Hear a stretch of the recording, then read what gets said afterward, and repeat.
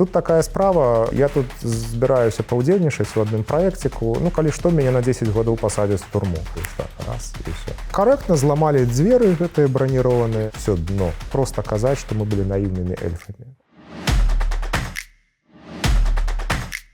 Вітаю сябры, мяне завуць Наста Роўда, вы на канале ТОК. І сёння наш госць, гэта вядомы юрыст, адвакат, былы палітвязень, аўтар кнігі «Закамерон» Максім Знак. Максім, вітаю. Прывітанне, Наста. Раскажы, адкуль узялася твая беларушчына, твая любоў да ўсяго беларускага? Ну, гэта мой тата, перш за ўсё, таму што тата мой яшчэ 90-е гады, ён сказаў, што ён не Александр, а Алесь. У него быў такі капялюш прыгожы, даргія валасы, і ён быў Алесь. І ён пачаў размаўляць па-беларуску. Я разумеў, па-беларуску не размаўляў, але ён жа размаўляў са мной, і гэта ўсё у мяне там заносілася, пэўна, унутр, бо ён не проста размаўляў па-беларуску, а ён сапраўды ў гэтай беларушчыну акунуўся, у яго быў нататнік, ён туды запісваў новыя словы, якія ён даведаўся. І потым з дапамогай гэтых новых словаў ён рабіў такія квізы для ўсіх. І я гэтыя квізы шоў шмат разоў, ён падыдзе, кажа, што такое статак бомкае шамкамі, напрыклад. Ці што такое наш стракаты цараці стаяў парцаляны імбрычак, выпраменьваў водар гарбаты. Вось, і тады гэта былі такія словы, якія не кожны ведаў, не кожны чуў, і все казалі, ну, не ведаем, што такое. Казаў, ну, вось. І потым казаў, што такое басетля, што такое шведар, што такое багавінне, і гэтак далей. І у меня нават там песенка адна ёсць пра шуні-муні. Шуні-муні — гэта таксама з тых словаў, якія можна знайсці толькі ў слоўніку Ластоўскага. І вось у гэтай песні я потым напісаў усе гэтыя словы, я дагэтуль іх памятаю, пэўна, вось гэта вытокі мае беларушчыны. Ну і кнігі, разумела, Караткевіч, перш за ўсё, і іншыя беларускія творцы. А адкуль твой тата? А мой тата з Менску. Ці была у вас вёска ў такім звычайным разуменні? Так, у нас вось па Кудзеле у маёй таты продкі з Маладзешна. Ну, не з самого Маладзешна. Я проста з Маладзешна, таму ты так усміхаешся мне. Так, я менавіта таму так усміхаюся, бо мы ўжо па-за эфірам паразмаўлялі пра Маладзешна. Ну, з наваколіц вось была мама таты і бабуля і дзядуля яго. А Памячы, калі так казаць, гэта славутая вёска Нежаўка. Ну, славутая для знаку, бо там было месца знаходжання такое знаку. Там уся вёска была знакі, і суседняя вёска была знакі. Вось, але ёсць тыя знакі, якія паходзілі ад майго прапрадзеда, дзеда Івана, і на 100 гадоў са дня яго смерці мы паспрабавалі знайсці ўсіх нашчадкаў гэтага дзеда Івана, і сабралося там больш за 100 чалавек, якія прыехалі з самых розных краін, і мы прыехалі на магілу, дзе ён быў пахаваны, потым мы прыехалі ў гэтую Нежаўку, пабачылі хутары, дзе сыны гэтага прадзеда Івана адстаялі сваю зямлю ад панскага леса. Там вельмі там ёсць такое сямейнае паданне, як все гэта адбывалася. Таму так, вёска Нежаўка, Чэрвеньскі раён, вось адтуль паходзяць знакі. А што табе дало вось гэтае разуменне, хто ты, адкуль ты, так? Адкуль вось гэтае жаданне капаць, даведвацца? Ну, як у кожнага чалавека, чым больш ты даведваешся пра сябе, пра свае карані, тым больш ты адчуваеш пад сабой і глебу, і тым больш упэўнена ты стаіш на гэтай зямлі. Бо ты не толькі сам асобна стаеш, ты яшчэ апіраешся на досвед сваіх продкаў і нейкіх там безымян. Ну, мы ведаем, што ўсіх ёсць продкі. Нават ёсць цікавае такое матэматычнае практыкаванне палічыць, што калі ў цябе ёсць мама і тата, і ў кожнай ёсць мама і тата, і далей так ідзе, у кожнай ёсць па маме і па таце, то што апынецца там праз 2000 гадоў, калі пакаленні гэтыя ступені двойкі палічыць. Ну, гэтае практыкаванне можна зрабіць, але не так все працуе. Там не матэматыка, там ўжо больш складаныя працэсы адбываюцца там праз 1000 гадоў таму. Але вось калі мы размаўляем пра тое, што блізка да нас, да дзядулі, бабуль, то калі ты гэта ведаеш, то цябе значна, мне здаецца, прасцей жыць у жыцці, бо яны свой досвед табе неяк транслююць.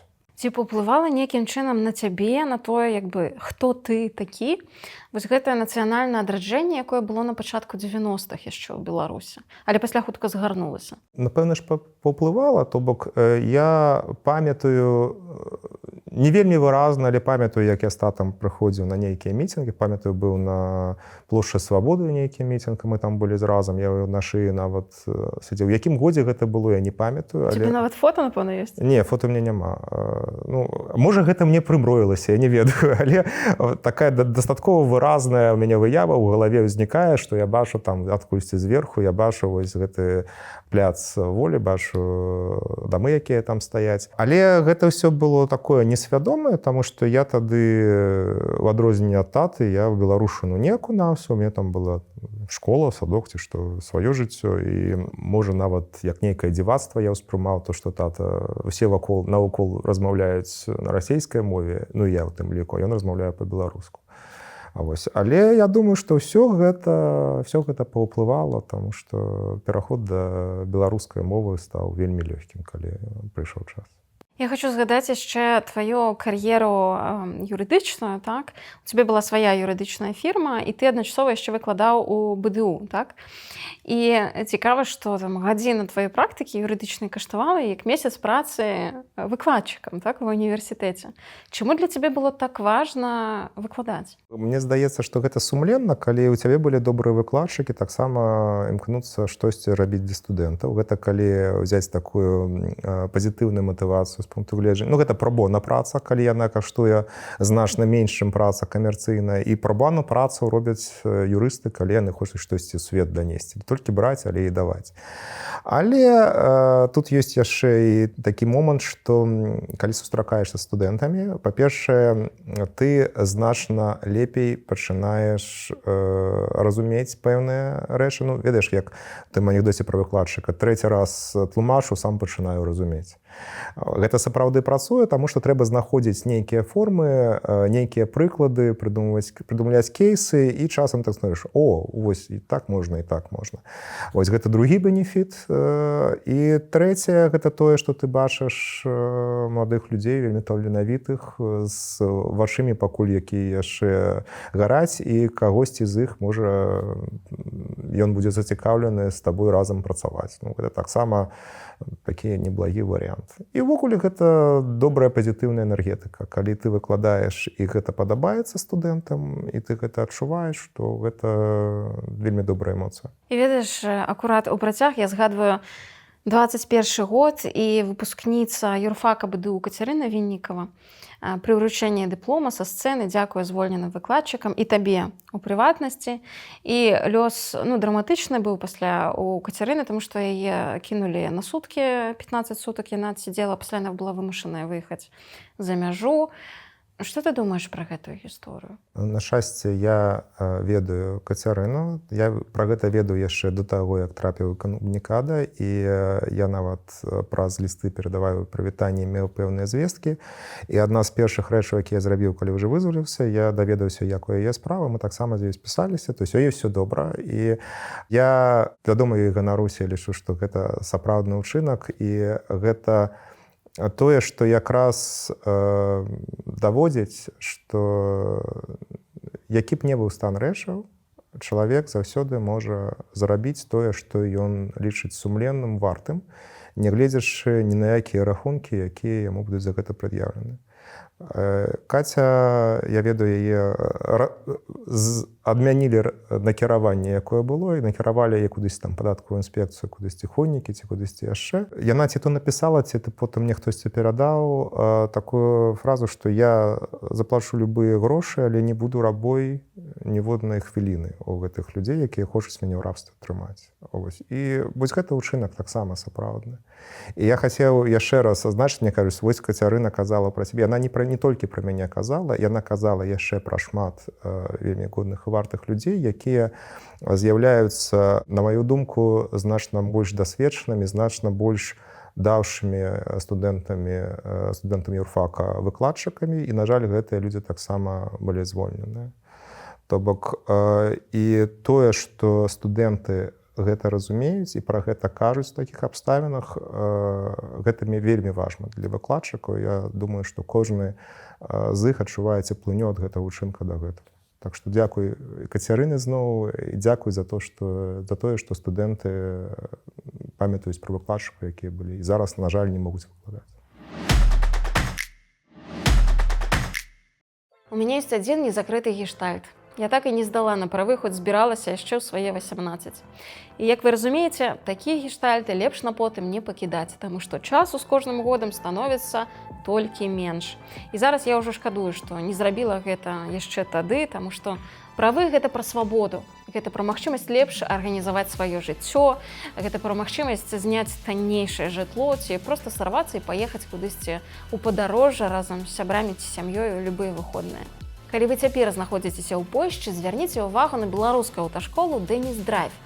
Яны працуюць у Варшаве, ва Ўроцлаве, у Гдыні, Беластоку. І там вы не будзеце адчуваць моўнага бар'еру. Заняткі праходзяць на зразумелай вам мове. Можна абраць аўтамат ці механіку.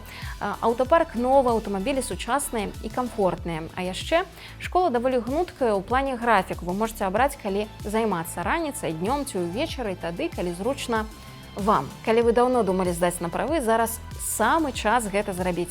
Пакідайце заяўку на сайце аўташколы «Дэніс Драйв». Спасылку вы знойдзеце ў апісанні пад гэтым відэа, альбо проста пераходзьце па QR-кодзе, які бачыце на экране. І памятайце, вучыцца новаму ніколі не позна.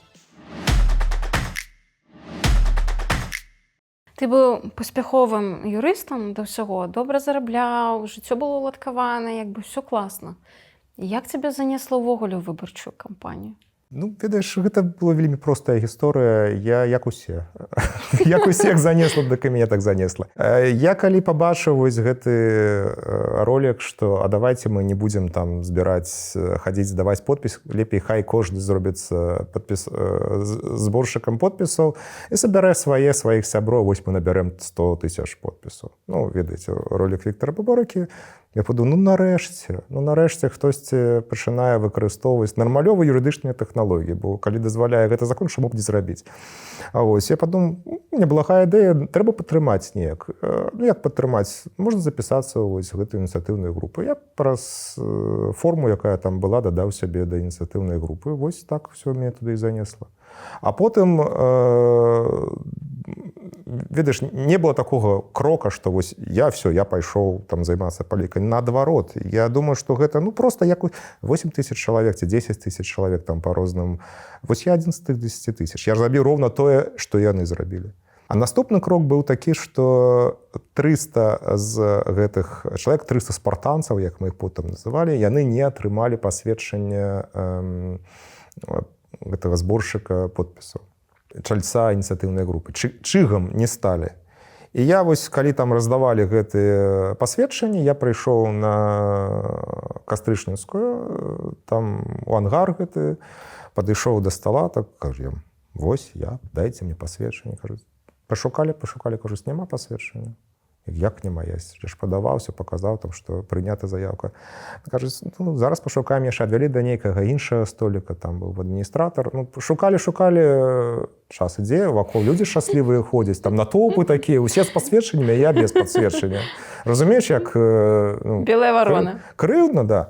І які ж тут пасля гэтага паспяховы поспех, калі пасведчання? У всіх ёсць пасведчанне, мне няма. Урэшце рэшт стала зразумела, што яго ўсё ж такі няма, дзесьці яно згубілася, і я проста пакінуў візітоўку і сказаў, што, слухайце, калі знойдзеце, вось мая візітоўка, патэлефануйце, і звяртайцеся, калі што, па іншых пытаннях. Вось звярнуліся, і вось я тут. А хто да цябе звярнуўся? Да мне звярнуліся з штабу Бабарэкі, там было ў іх пытаннечка... Я просто думала, можа быць, там Марыя, напрыклад, да цябе звярнулася. Я пазнаёміўся пазней з Віктарам, яшчэ пазней пазнаёміўся з Марыяй. То бок, здаецца, 29 траўня я пазнаёміўся з Віктарам Бабарэкі. Раскажы пра гэтую сустрэчу. Там быў запыт нейкі невялічкай кансультацыі па пытанням. Я зрабіў са схемкай, і пэўна гэта схемка спадабалася, што мяне запрасілі на сустрэчу і сказалі, не хочаш ты... Нам тут трэба, каб крыху юрыдычнае пытанне паменеджерыць. Я так вельмі здзівіўся, але пагадзіўся. Сустрэча, я распавядаю сваё бачанне, якія ёсць рызыкі ў працэсе. З пункту гледжання Гэта ўся кампанія, якая была вось менавіта ў траўні там ці ў чэрвені, гэта было пра тое, як прайсці бюрократычныя гэтыя парогі, як дайсці да этапу рэгістрацыі. Да, то бок там было шмат юрыдычных пытанняў, што варта рабіць, што не варта рабіць, як арганізаваць у гэтым. І тут такі адначасова юрыдычны і бізнес-працэс трэба было неяк зрабіць з такой колькасцю людзей. Вось у гэтым я паўдзельнічаў. Ну а далей ужо 17 чэрвеня уже Віктор быў не з намі. Вось, і далей ты ведаеш, што адбывалася. Якое цябе было ўражанне ад знаёмства з Віктарам Бабарыкам ужывую? Як і ўсе, то бок калі я ўжо падаў заяўку на тое, каб стаць чальцом ініцыятыўнай групы, вядома ж, я не проста пайшоў невядома куды, я паглядзеў інтэрв'ю, я асабіста не ведаў Віктара да гэтага часу, я паглядзеў, бачу, што чалавек, які вырашыў ўсё ж такі паўдзельнічаць у гэтай кампаніі, ён варты павагі з гэтай нагоды, і ён прапануе цікавыя рашэнні, то бок можна паўдзельнічаць. Вось, калі мы ўжо пазнаёміліся асабіста, і ён прапанаваў стаць паплечнікам у гэтай працы, гэта таксама, гэта, я лічу, і вельмі цікавая юрыдычная праца, і незвычайная, і цікавы досвед. І я ўжо бачу, што таленавітыя людзі ёсць у камандзе, якая працуе, таму, вядома, было не вельмі цікава там паўдзельнічаць. Ці разумеў ты, што можаш усё страціць? Ведаеш, мы так думаем, што з намі дакладна нічога дрэннага не здарыцца. Як з дзяцінства. Мы верым у тое, што з кім заўгодна, але толькі не са мной. І я думаю, што калі толькі не быць уже на 100% параноікам, а тыя, хто быў на 100% параноікам, яны не ішлі ў ініцыятыўную групу да Віктара Бабарыкі, ў іншую ініцыятыўную групу. Яны кажуць, што сёння кажуць, што ўсё ўжо тады ведалі. Шмат хто іншых кажуць, што яны ўсё ўжо ведалі і маглі напісаць ужо, як яно будзе далей. Але я не ведаў, як будзе далей. І для мяне не было такога, вось менавіта у момант прыняцця рашэння стаць чальцом ініцыятыўнай групы, ці момант прыняцця рашэння паўдзельнічаць юрыдычнай працы штаба, гэтыя рызыкі не падаваліся такімі супервялікімі у траўні. А пасля таго, як ужо арыштавалі Віктара, дык там ужо мы апынуліся ў сітуацыі цукцвангу, то бок там ужо не было варыянтаў ацэньваць рызыкі, не ацэньваць рызыкі. Там ужо трэба было ісці далей, бо як інакш можна было рабіць. А жонка Надзея, таксама юрыстка, не адгаворвала цябе такія рызыкі? Жонка моя адвакат і паплечніца, і мы з ёй размаўлялі на гэты конт, яна таксама беларуска. Але калі б я сказаў: слухай, Надзея, тут такая справа, я тут збіраюся паўдзельнічаць у адным праекціку, калі што, мяне на 10 гадоў пасадзяць у турму. То я думаю, што у нас бы гэтая размова скончылася так, як кажаш ты, што не трэба так рабіць, гэты праекцік вельмі сумнеўны. Паколькі мяне было вось такіх рызыкаў у галаве той момант, я такой размовы не рабіў. Канешне, яна ведала, што я там удзельнічаю, і яна мне не забараняла гэта рабіць, але вось так вось, каб я узгадніў з ёй дазвол на ўдзел, такога не было, і гэта, пэўна, таксама мая віна, але асабіста перад ёй. Раскажы, як ты пазнаёміўся з Марыяй Калеснікавай? Калі мне ў штабе паказвалі, вось гэта такі, ён робіць тое, вось гэта такі, ён робіць тое. Гэта было дзесьці ўжо ў чэрвені, у першых, то бок не 29 траўня, калі я пазнаёміўся з Віктарам, крыху пазней. Я бачыў, што Маша, але я не ведаю, нейкая дзяўчына ходзіць. І вось мне прадставілі, сказаць: а вось гэта Маша. Яна ў нас Маша. Некае такое было прадстаўленне. Мне здаецца, што гэта вельмі правільна. Але тады яшчэ пакуль Эдуард Бабарыка і Віктар Бабарыка, бок Марыя Калеснікава стала Марыя Калеснікава, якую ведаюць усе пасля таго, як яна вымушана была стаць тварам гэтага штабу. То бок яна з усіх, хто застаўся, яна была, больш за ўсё ёй было адвагі, больш за ўсё ёй было рашучасці не саступаць гэтай сітуацыі, таму яна стала тварам штабу.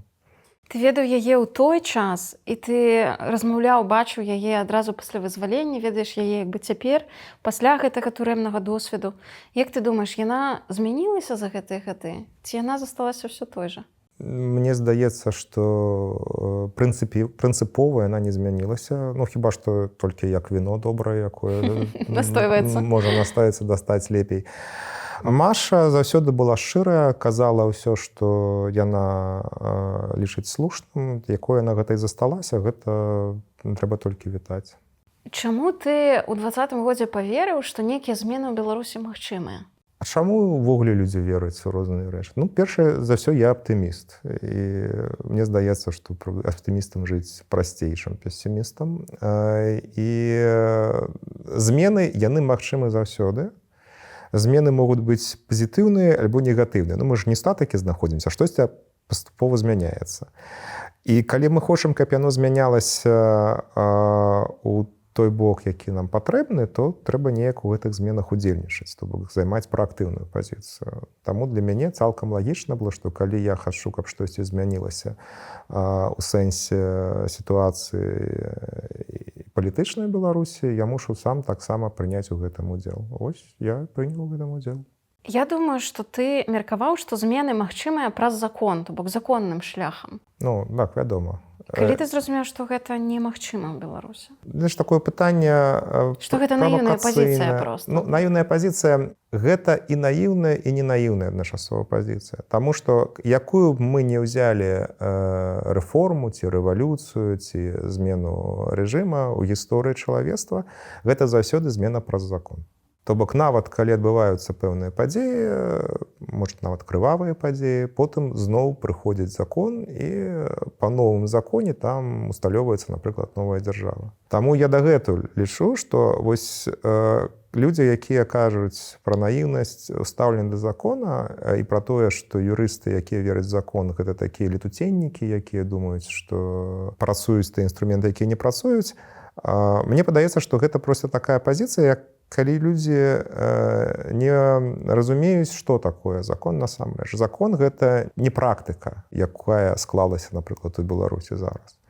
Закон – гэта нейкія базавыя прынцыпы, па якім будуецца грамадства. Калі не будзе закона, то не будзе і чалавечага грамадства. Ну, таму што закон і мараль – гэта юрыстаў вучаць на першым курсе, што гэта взаемасвязаныя рэчы. Так што, да, я дагэтуль веру тое, што будаваць нейкую грамадства трэба па законе. І адначасова я ведаю, што ён не працуе. Больш за тое, мы гэта давялі, мы гэта пацвердзілі шматлікімі спробамі і зусім рознымі тэстамі ў 20-м годзе. То бок мы паказалі, што ён зараз не працуе, але ён ёсць і ён мусіць працаваць. Пазіцыя такая. Вось тады, калі затрымалі Віктара Бабарыку, так? У вас гэта было нейкім сцэнарый развіцця падзеі? Вы гэтага чакалі?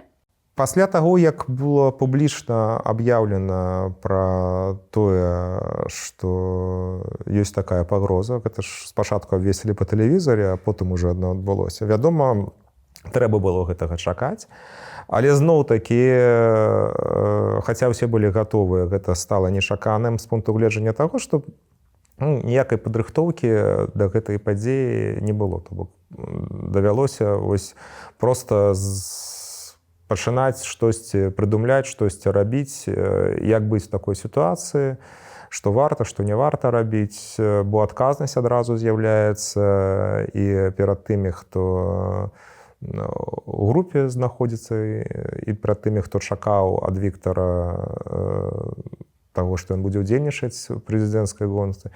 І тут таксама Арыш сам па сябе, ён фармальна з пункту гледжання, мы ўсе зразумеем, але фармальна з пункту гледжання закона ён жа не дае перашкоды для ўдзельнічання ў прэзідэнцкай гонцы далей. Вось мы пайшлі далей па гэтым шляху. Так мы выкарыстоўвалі законныя шляхі да апошняга.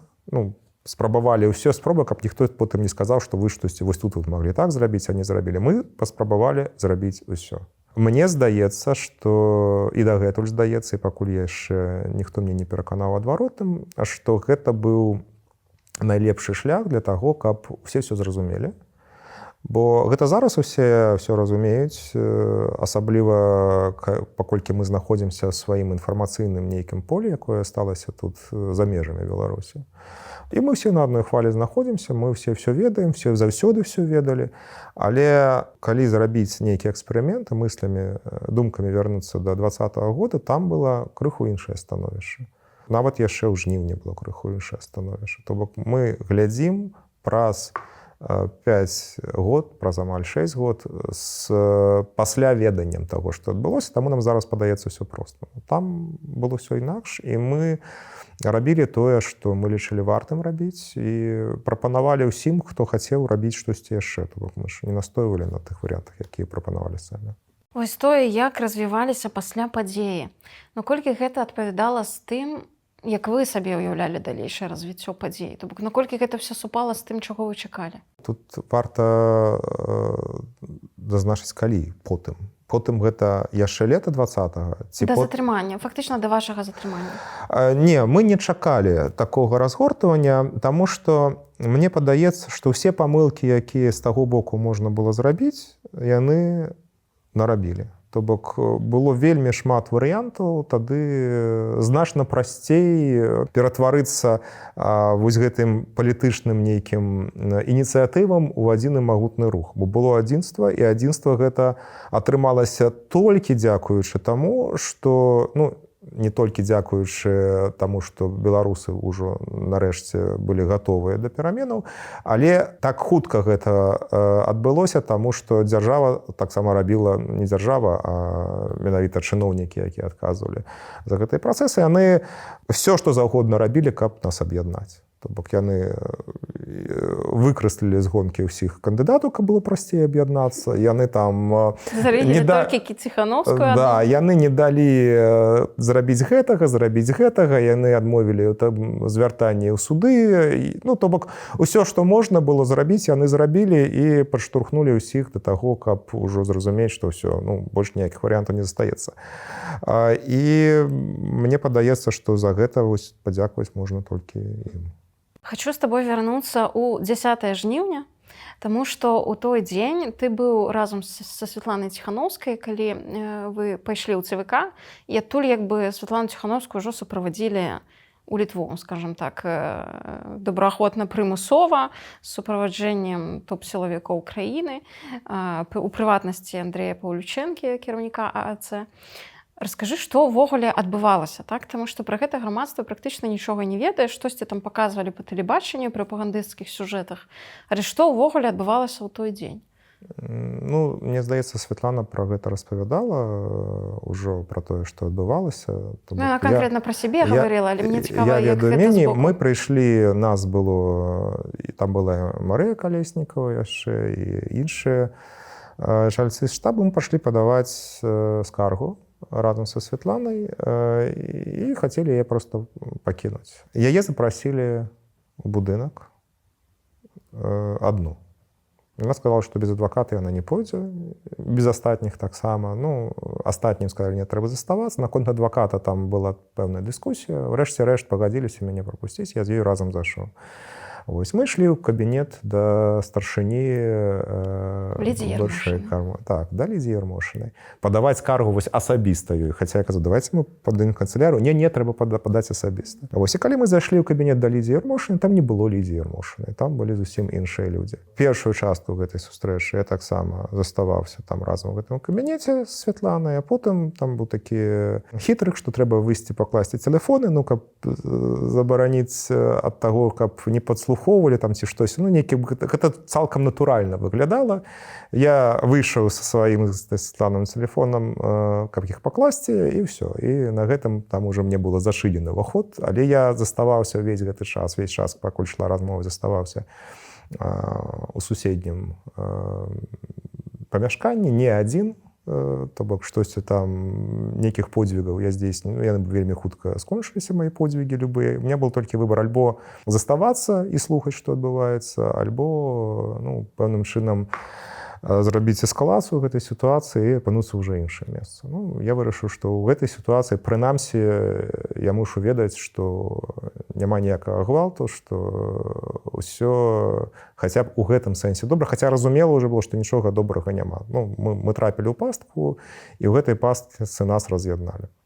Але Святлана таксама, ну, я таксама быў такі выбар, спрабаваць там мяне вярнуць ці не спрабаваць.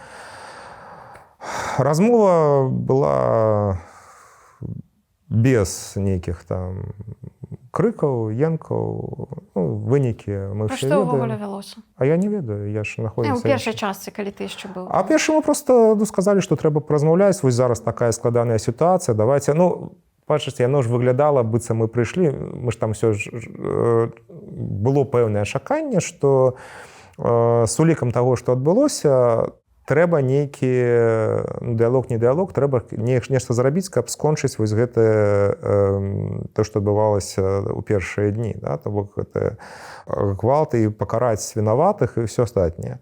А вось і ну так па наіўнасці можна было ўспрыняць, што гэта менавіта пра гэта пойдзе нейкая гаворка ці нейкія там прадпасылкі для таго, чтоб пералік зрабіць, ну не ведаю, што там ўжо можна было ўявіць. Вядома, можна было ўявіць і горшае, але спачатку ўсё было вельмі лагодна, і вось да таго моманту, пакуль не зачыніліся дзверы, не сталі два чалавекі перад гэтымі дзвярыма, ўсё падавалася нармалёвым. Хто там знаходзіўся апроч Паўлічэнкі з ААЦ? Там з ААЦ быў толькі Паўлічэнка. Ну, в сэнсе іншыя людзі, які Казакевіч там. яшчэ быў. Як увогуле яны сябе ставілі? Наколькі гэта было як бы карэктна? Гэта было карэктна, ну як карэктна, гэта і ввогуле не карэктна. Калі ты прыходзіш у кабінет да жанчыны, там двое мужикоў сядзяць, і яны там застаюцца... І ахова ўжо ззаду трымае вас. Аховы ж, недарэчы, не было. Вось, калі мы заходзілі, гэтых хлопцаў, які там з'явіліся, там таксама не было. Каб не спужаць. Не ведаю, на што, можа, проста спазніліся крыху. І потым, калі гэтыя два мужчыны застаюцца з адной жанчынай і пачынаюць яе ў чымсьці там пераконваць нейкім чынам, гэта таксама ненармальна. Але калі казаць пра тон гаворкі, то ўсё было карэктна. Вельмі карэктна, ненармальна. Як ўсё гэта скончылася? Ты сядзіш, значыць, у тым кабінеце. Там, значыць, са Святланай яны вядуць размовы, мы ведаем, гэта было там па тэлевізары, што яны з яе выціснулі там прызнанне, што ўсё было памылкай, я з'язджаю, так, але што было пасля? Ну, гэта даволі шмат часу заняло, то некалькі гадзін я стаяў там. Ты проста быў побач? Я быў побач. Гэтыя хлопцы мне прапанавалі прысесці, я казаў, не, я буду стаяць. Яны стаялі, я стаяў, мы стаялі. Мы чакалі, потым я ўжо пабачыў, што ідзе відэааператар, мне ўжо стала зразумела, што перамовы прайшлі, але не тыя перамовы. Вось. І ну, далей выйшла Святлана, абняліся, развіталіся, яна сказала, што мусіць ехаць. Всё, без ніякіх падрабязнасцей. Вось я таксама разумею, што бываюць такія абставіны, калі выбару асабліва няма.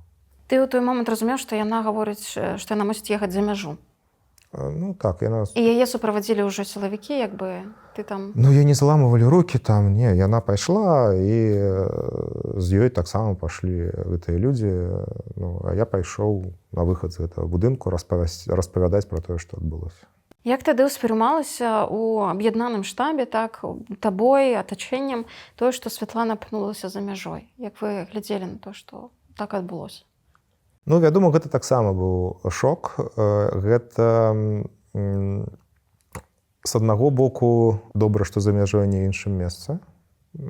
Бо ўсё ж такі мы са Святланай былі поруч, і гэтыя рызыкі таксама ўсе і Святлана сама, і мы ўсе таксама ведалі. То бок тое, што ўсё ж такі яна выехала за мяжу, гэта была пэўная палёгка. Але, вядома, гэта дадало яшчэ больш да склаўшайся сітуацыі, яшчэ яна стала больш катастрафічнай у тым плане, што суб'ектаў увогуле не засталося ў краіне, з якім можна было бы там штосьці перамаўляць. І Святлана таксама, она ж не адразу з'явілася ў публічнай прасторы, пачала неяк удзельнічаць. Там быў пэўны лак паміж гэтым. Вось гэта былі такія дні, калі Розныя людзі заклікалі да розных пэўных там рашэнняў. Ну, а мы трымалі тую лінію, якую мы трымалі, што трэба паступова рухацца ў тым кірунку, які з'яўляецца найбольш, скажем так, і правільным у дадзенай сітуацыі, і які падтрымаюць большасць з тых, хто гатовы там удзельнічаць. Пасля ад'езду Святланы, ці спадзяваліся вы, што яшчэ магчыма змяніць сітуацыю, так, што яшчэ можна ўратаваць краіну ад усяго, што зараз там 5 гадоў апошніх адбываецца? Вядома, спадзяваліся, і наш спадзеў, як нам падавалася, вось адзін пік Бангалор, я кажу, да, а другі пік гэта быў Стэлла, і гэта ж было ўжо пасля таго, як Святлана ад'ехала. 16 жніўня. 16 жніўня, да, вось менавіта тое, што не мы, а людзі ўвогуле пачалі рабіць. Вось гэты безгвалтоўны супраціў і рух да нейкага канструктыва, які назіраўся. Таму што зусім рознае, калі мы параўнуем 16 жніўня, напрыклад, і 9 жніўня. Гэта быццам бы розныя зусім рэчы. І мне здаецца, усім падавалася, што гэта прывядзе да пазітыўнага выніку. І я дагэтуль лічу, што калі б ўсё ж такі яно атрымалася, гэта быў бы не толькі перамога для ўсіх нас, а гэта была б яшчэ вялікая перамога для краіны. Таму што нацыя, якая асведамляе сваю моц і мае такое натхненне, яно можа здзейсніць неверагодныя рэчы. Мы бачылі ў гісторыі шмат разоў, калі атрымлівалася штосьці, і пасля проста ніякіх не было перашкод для таго, каб развівацца. То бок гэтае натхненне, гэты драйв, ён працягваўся не толькі ў мітынгах ці ў нейкіх там творах, а паўсюль. І ў камерцыі, і ў находніцтве, і ў навуцы, дзе заўгодна. Бо натхненне яно такое, яно як вірус, яно распаўсюджваецца вельмі хутка. Вось. Але, на жаль, як мы ведаем, не памянялася да лепшага, памянялася да горшага. Але верылі да апошняга, і нават калі ўжо было зразумела рацыянальна, што не будзе, ўсё адно верылі. Калі ты зразумеў, што цябе пасадзяць? Калі пасадзілі, я дакладна ўжо зразумеў, што все, пасадзілі. Калі мяне ўжо арыштавалі, то я ўжо ніякіх ілюзій, што гэта жарт першакрасавіцкі, не было. Я ведаў, што все ўзялі.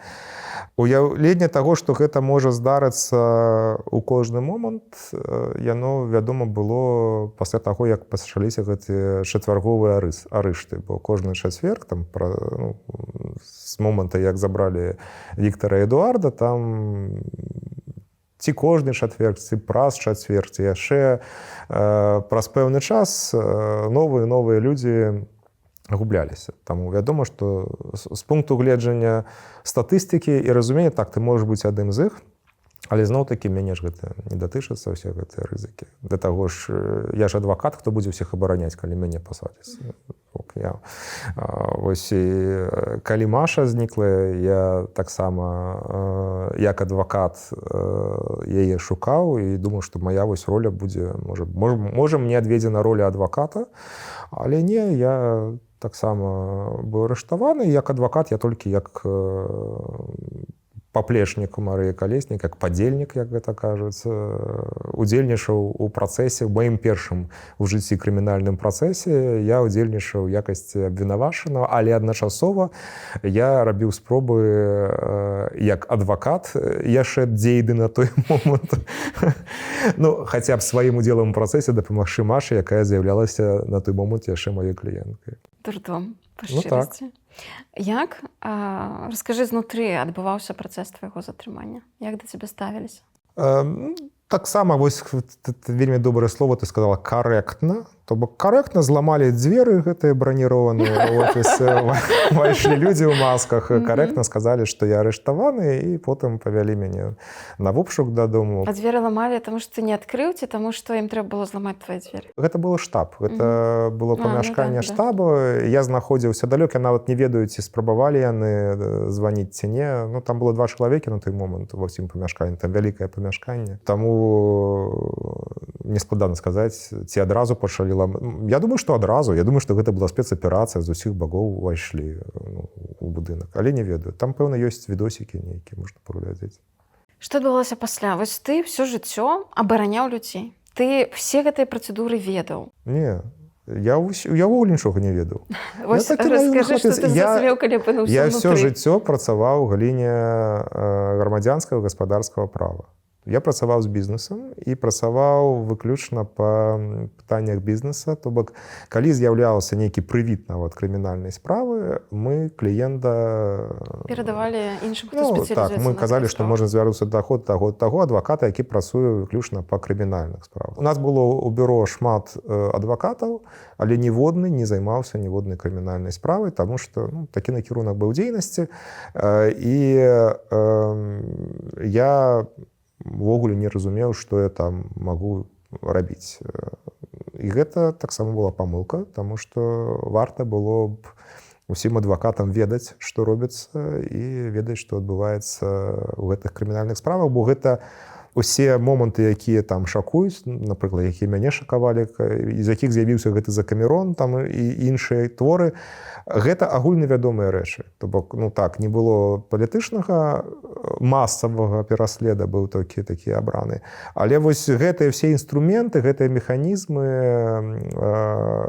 яны дзейнічалі заўсёды. Прынамсі, яшчэ дзейнічалі. Як пачытаўшы кніжкі, я даведаўся, што гэта было і гулагаўскія часы, гэта было і часы, калі сядзеў Дастаеўскі, то бок у гэтым плане нічога не змянілася, і з гэтым варта было б змагацца раней. Але не, я займаўся гаспадарчым правам. Дарэчы, адвакаты, яны раздражнялі ўлады даўно, але толькі пасля 20-га вас пачалі кідаць за краты. Як ты думаеш, чаму? Адвакаты таксама, чым яны горш за іншых сумленных людзей. Калі сажаюць сумленных людзей за краты, то адвакатаў мусяць сажаць за краты. Хаця б некаторых. Калі сур'ёзна, з пункту гледжання права і сістэмы прававой, калі сажаюць адваката, то і потым яшчэ адвакаты, іх ведаеш на тым малюнку знакамітым. Я патрабую свайго адваката з адной вежы, там Пешчалаўскага замка. Я тут з іншай вежы вылятае.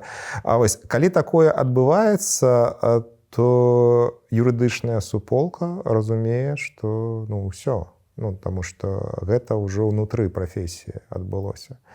І вельмі цяжка пры такім стане рэчаў працягваць рабіць выгляд, што у нас там з правам нічога дрэннага не адбываецца.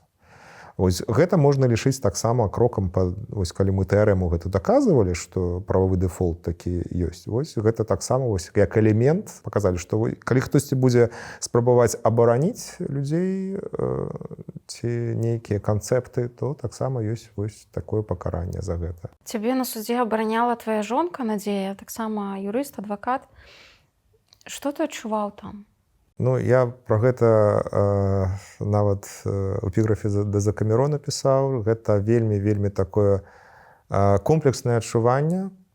Па-першае, Надзея, я разумею, як яна гэта асабіста ўсё спрымае, бо гэта датычыцца яе непасрэдна. Як яна гэта спрымае як чалавек, як грамадзянін, бо ўсё, што творыцца, гэта немагчыма да гэта ставіцца неяк абыякава. І адначасова я бачу, як яна як прафесіянал робіць усё магчымае, каб скарыстацца кожным шансам на абарону. І вось я шчыра кажу, што я вельмі рэдка, калі ў жыцці расплакаўся, а вось калі яна сказала ў маю абарону там сваю прамову, я расчуліўся не таму, што мне сябе было шкада, таму што я ганарыўся там, як яна гэта зрабіла, і мне было вось да болю прыемна і адначасова балюча ўсё гэта чуць, бо я разумеў, што тое, што яна кажа, датычыцца таксама яе асабіста. І яна бароніць вось мяне так, на першым вось гэтым ліні, але і сябе, і сына нашага, і нашу сям'ю, і Беларусь усю вось у гэтым акопе, дзе яна зараз знаходзіцца. Таму што, як мы казалі, калі пачынаць ужо шукаць нейкія змовы, гісторыя паказвае, што не могуць супыніцца людзі. Ну, ва ўсіх рэвалюцыях, калі пачыналі змовы, то нам можа ў дзяржаве там змовы, шпіёны, інагенты, яно толькі прагрэсіравала, пакуль там штосьці не мянялася значнай сістэме. І вось наш працэс быў адзін з першых працэсаў. Мне потым распавядалі там хлопцы, якіх я ўжо сустрэў з зняволенні, там нейкія фразы з сваіх экспертных высноў, экспертыза па прыкметах экстрэмізму і ўсё астатняе. І я бачу все тыя фармуліроўкі, якія былі выкарыстаны яшчэ ў нашым працэсе. То бок мы такія былі ў гэтым плане адным з першых, на жаль, і гэта быў для мяне асабіста і як для чалавека, як прафесіянала вельмі важны працэс, таму я 4 гадзіны казаў гэтае апошняе слово. Што ты ім сказаў? Маша сказала больш эмацыйна і з улікам палітычнага становішча, а я, як той казаў, гэтай гіпотэзе на той момант мне не было патрэбы, я спыняўся менавіта на юрыдычных аспектах справы, бо там вельмі шмат чаго можна было сказаць наконт недарэчнасцяў, наконт таго, што не стыкавалася ўвогуле ніяк, і гэта было відавочна для кожнага, не толькі для юрыстаў. Вось, таксама я казаў пра наступствы вось, менавіта ў плане таго, не тое, каб у нас справа была прэцэдэнтная, але вось гэты пошук ворагаў і стварэнне злачынства, калі злачынства няма, гэта вельмі небяспечны працэс для любой дзяржавы. І што самае цікавае, ён небяспечны нават для тых, хто гэта робіць, таму што яны становяцца таксама ахвярамі. Мы ведаем там гісторыю таго ж 38-го года, як гэта ўсё адбывалася ў Беларусі, мы ведаем гісторыю, як чым закончыўся тэрор во Францыі, то бок іх лёс тых, хто пачынае махляваць правам, ён такі самы. А ты спадзяешся на нейкую справядлівасць у будучыні? А як можа быць інакш? У будучым, дарэчы, справядлівасць ёсць заўсёды. Проста будучыня можа быць праз год, праз 5, праз 100 гадоў, але зрэшты ўсё па справядлівасці. Ці дапамагло табе тое, што ты добра ведаеш права, тады, калі ты апынуўся за кратамі унутры гэтай машыны? Не, я думаю, што тут адваротны працэс, калі вельмі шмат чаго ведаеш, такі разумнік, то табе гэта звычайна не дапамагае, а шкодзіць. Але я, на шчасце, не шмат чаго ведаў з пункту гледжання крымінальнага права і працэдур. Я пачытаў там зноў пасля юрфаку ўпершыню гэты крымінальны працэсуальны кодекс, потым крымінальны выканаўчы кодекс. Яшчэ нейкія рэчы я прачытаў, ну і ведаеш так, прачытаў і паклаў сябе ў валізку, каб потым ужо пра гэта па магчымасці не ўзгадаваць, таму што тое, што напісана там, і тое, што працуе насамрэч, гэта розныя рэчы. Гэта прыкладна так, як ва ўсіх іншых у нас працэдурах у 2020 годзе адбывалася. Вось так вось яно заўсёды працавала з пункту гледжання практыкі выканання пакаранняў і практыкі гэтага працэса судовага. Як рэагавалі сукамернікі, калі даведваліся, што вось у мяне тут побач адвакат, юрыст, тыпу, там памажы, звярталіся? Сукамернікі амаль усе былі значна менш аптымістычныя і значна больш падрыхтаваныя да жыцця, чым я, як адвакат, яму ніякіх спадзеваў не мелі, і вельмі зрэдка хтосьці задаваў нейкае юрыдычнае пытанне, і вельмі цікава адбывалася рэч, калі хтосьці агучвае пытанне. Я пакуль збіраюся з думкамі, бо ведаеш, гэта ж не адразу, трэба нейкія удакладняючых пытанняў задаць, потым разглядаць сітуацыю, потым сказаць, што я не магу нічога адказаць, таму што мне трэба там параіцца з кодэксам ці яшчэ з кімся. Вось пакуль я ўсё гэта ў галаве кубаторыў, адразу там 6 ці 7 чалавек, якія знаходзіліся побач камеры, яны пачыналі адказваць на гэтае пытанне. кожны ведаў адказ, ну, апроч мяне, на юрыдычнае кожнае пытанне. І калі ўжо даходзіла справа, калі яны ўжо стамляліся там весці дыскусію міжсобку, таму што у іх жа былі супярэчлівыя адказы. Калі ўжо даходзіла да мяне чарга, я ўжо мог нічога не казаць, я ўжо мог памаўчаць, і таму ўсё нармальна было. Ведаеш, я згадваю, калі чытала за Камерон, там была адна класная нататка пра суд з адной вельмі вядомай назвай. Ты можаш расказаць гэтую нататку? Проста не хочу спойлерыць для тых, хто зараз будзе глядзець гэты сюжэт, таму што я не думаю, што гэта прыдуманая гісторыя. Да, гэта вельмі простая гісторыя, то бок хлапец адзін новы зайшоў у камеру, ён там транзітам праз нас праходзіў, ён зайшоў, сышоў праз некалькі дзён, ці нават наступны дзень, вельмі невялічкі побыт яго быў. І ён распавядаў там пра сваю гісторыю, што ўсё нічога, там яго засудзілі, ну як усіх. І потым кажа, ну нічога, я тут ехаў па этапу, мне тут страхач сказаў, што далей рабіць, я ведаю, звярнуся ў міжнародны суд, усё будзе добра. І я сапраўды ўдзельнічаў. У гэтым апавяданні я ёсць, бо там ва ўсіх апавяданнях там нейкі ён невядомы, і там часам я, часам не я, часам зусім іншы чалавек. А вось там дакладна я размаўляў, бо я ж юрыст, мне цікава, я кажу, які міжнародны там, мы гэта не падпісалі, што? Я кажу, ну іншы, я ведаю. Так я не ведаю, кажу, распавядзі. Ён, ай, ну што табе? Ну, гэта быў такі сакрэт, што за суд, таму што гэта ён ведаў штосьці, што не ведае больш ніхто. І таму ён вельмі ганарыўся сваімі ведамі, і вельмі цяжка было ўсё ж такі гаварыць, каб ён падзяліўся з грамадой, але гэта штурма, там усё агульнае, і інфармацыя мусіць таксама быць агульнай. Калі ўжо сказаў, давай Б, і вось ён сапраўды залез у валізку, там доўга шукаў, дасягаў, расцягнуў, і вось там іншым пошаркам, не яго, відаць, страгач для яго напісаў, што суд лінча, ось туды можна звяртацца, там все праблемы павырашаюць яго. Можа, ён звярнуўся, можа, вырашыў, я не ведаю. Ты разрагатаўся ў гэтым моманце? Не, я вельмі сур'ёзна. Ну, у чалавека ёсць пэўны спадзеў. У яго ёсць... Я потым... Я разрагаталася, калі я чытала. Не, ну я ж все ж такі, я ж тады прафесіянал быў, а тут важнае юрыдычнае пытанне і надзея ў чалавека была. Таму мы там гэта замялі, а потым я з ім так размаўляю, я ж тлумачу яму, што гэта значыць, і мне здаецца, он мне не паверыў. Мне здаецца, што ён так застаўся пры сваім, надзея памірае апошняй. Бо што там гэты чалавек, які кажа, што ён адвакат, а выглядае падобным вельмі на зэка, ось сказаў... Ведаю я такіх адвакатаў. Так, ведаю. Кожны другі таксіст такі. Кожны другі у камеры такі адвакат. А тут яму сказаў страгач. А страгач – гэта ўжо чалавек, які мае пэўны досвед в жыцці. Таму тут, я думаю, што ён сумняваўся ўсё ж такі ў тым, што суд лінча – гэта тое, што я казаў. Што ты ўвогуле зразумеў пра сябе ў ізаляцыі? А я зразумеў, што чалавек можа прыстасавацца да ўсяго сапраўды, і гэта адначасова і цешыць, і пужае. Таму што калі прыстасоўваешся да нейкіх рэчаў праактыўна, то ты робішся мацней, а калі ты прыстасоўваешся да нейкіх рэчаў, проста дазваляеш ім быць і сабе трымаеш паасобку, то ты можаш ператварыцца ўвогуле ўжо не ў чалавека, а нейкую іншую істоту. Пакуль я знаходзіўся вось у ізаляцыі, часам да мяне там была магчымасць кагосьці пабачыць, ці нават пасядзець разам з суседам, там, ці месяц, ці два, з аднім нават паўгады сядзелі.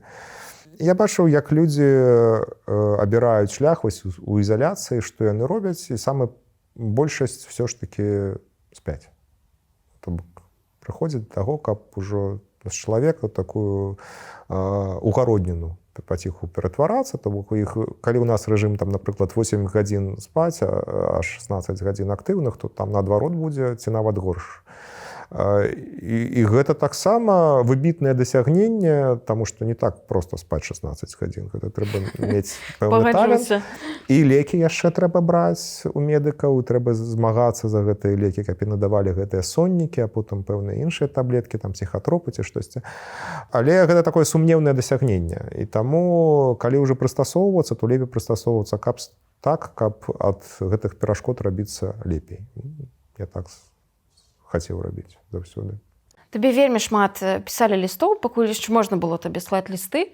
Раскажы пра самы прыемны, незвычайны ліст, які цябе ўразіў, зачапіў. Па-першае, кожны ліст быў прыемны, і у мяне было 6500 прыемнасцяў, якія толькі да мяне трапілі, і я ведаю, што вельмі шмат якія лістаў не трапілі. Напрыклад, там прыходзіць ліст, дзе дзяўчына: «Максім, пішу вось 27 раз, спадзяюся, што на гэты раз у вас дойдзецца час, каб мне адказаць». І гэта першы ліст, які гэта першы, які да мяне даходзіў, але я адказваў на ўсе. У мяне было заведзена за правіла. Спачатку я спрабаваў там гуляцца з гэтымі дайджэстамі, дзе я адказваў адразу гэтымі неверагоднымі лістамі на ўсе. А потым я взяў за правіла, што пакуль я не адкажу на ўсе лісты, я нічога больш не раблю. У мяне там быў такі глаўпадштамп, які працаваў увесь час. І што датычыцца нечаканасцей, прыемнасці, было вельмі цікавыя рэчы, бо людзі, якія пісалі, не проста пісалі, каб галачку паставіць і падтрымаць, а насапраўды яны эмпатычна ўяўлялі, што я знаходжуся вось там, дзе знаходжуся, і трэба штосьці мне рабіць, трэба неяк заняць мой час, і што толькі там не было. Найбольш уразіла, напэўна, калі прыйшло мне ліст, дзе дзяўчына мяне вучыла карэйскаму алфавіту. Казаць: вось, гэта карэйскі алфавіт, гэта не іерогліфы, гэта алфавіт, вось трэба вось так вось пісаць, так чытаць, і все было так напісана вельмі добра, вельмі зразумела, вельмі прыгожа.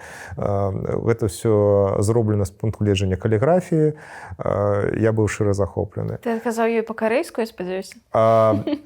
Крышачку «анён» я напісаў, таму што «анён» гэта прывітанне па-карэйску, але тут же пытанне такое, што я не магу адказваць на іншых мовах, бо не прапусцяць гэтыя лісты. Таму давялося, калі на іншых мовах штосьці пісаць, то лепей там у малюнак нейкі вставляйте кудысьці, каб яно праходзіла. Папытанне па што дзе калі дасылалі.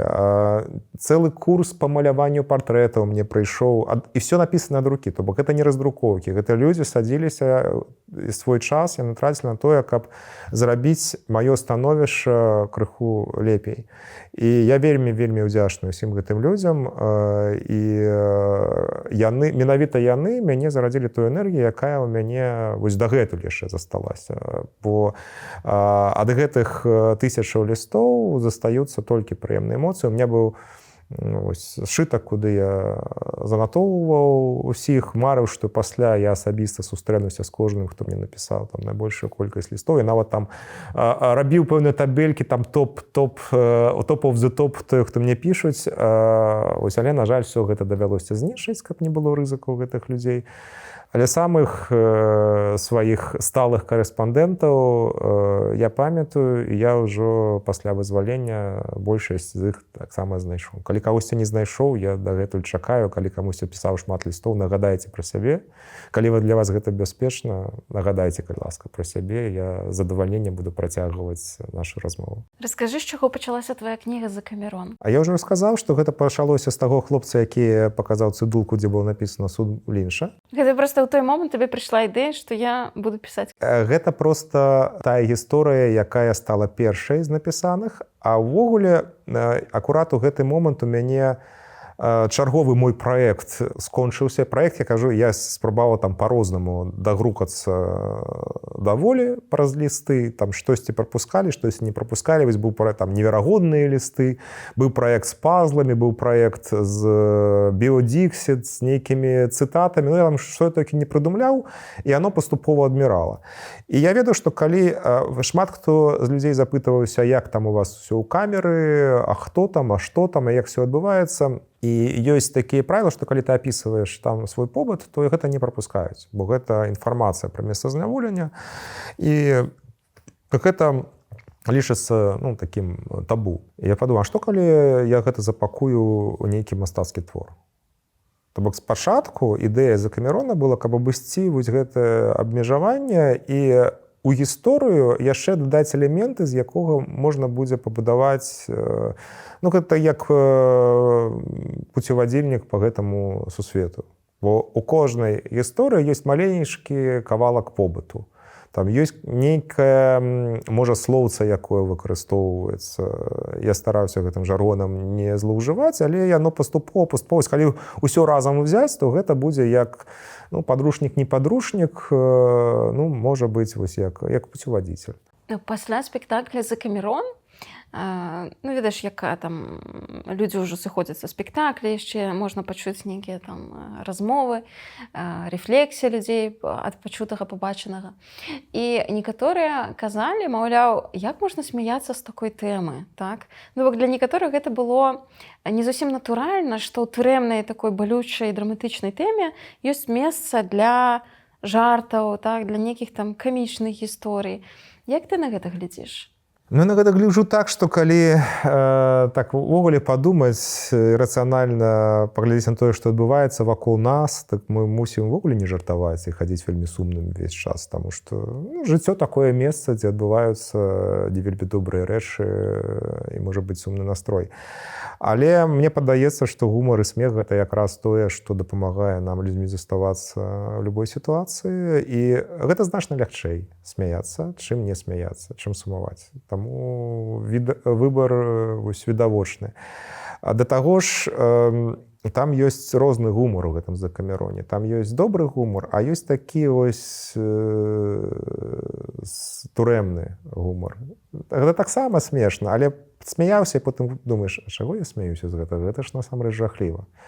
Вось такія гісторыі там сапраўды ёсць, іх даволі шмат, але калі мы кажам пра спектакль, то трэба ведаць, што спектакль гэта асобны мастацкі твор, і там з гэтых 100 гісторый абраў рэжысёр менавіта тыя 30, якія з яго думкай, з яго вось ідэі, якая закладзена. Бо ў спектаклі ёсць ідэя, і яны з першай да апошняй вось сцэнкі ідуць да гэтай фінальнай песні, які Владзімір Пухач напісаў. І гэта вельмі добра зроблена, і гэта выбар рэжысёра. Вось такая паслядоўнасць і такія апавяданні. Пасля выхаду тваёй кнігі «Закамерон», наколькі я ведаю, у цябе пагоршыліся ўмовы ўтрымання у зняволенні? Крышачку. Я пераехаў у ПКТ, і больш я адтуль не выязджаў. Крышачку. Ці гэта таго каштавала? Я уже адказваў на гэта пытанне, што мне даводзілі, што быццам бы гэта наступствы «Закамерону». Што вось «Закамерон» выйшаў, і мяне адразу вось пачалі там кудысьці перасоўваць. Але мне падаецца, што гэта таксама гульня, бо не адзін я апынуўся ў такім становішчы, не адзін я потым быў у «Інкамунікада», і не «Закамерон» гэтаму чыннік. Таму так, такая версія агучвалася менавіта з боку адміністрацыі, але я заўсёды гэта лічыў за гульню і ніколі не ставіў пытання, ці варта, ці не варта.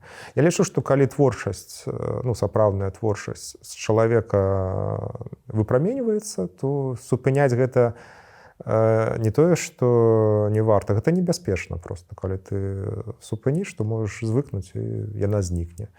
Таму, канешне, варта. Для чаго мы яшчэ жывем, каб не быць творчымі, натхнёнымі людзьмі? Калі цябе пасадзілі, твайму сыну Алеся было 12 гадоў, а зараз 18, наколькі я разумею. Это ўжо дарослы чалавек, дарослы хлопец. Ён вышэй за мяне, і яго нага большая, чым моя. Вось такі.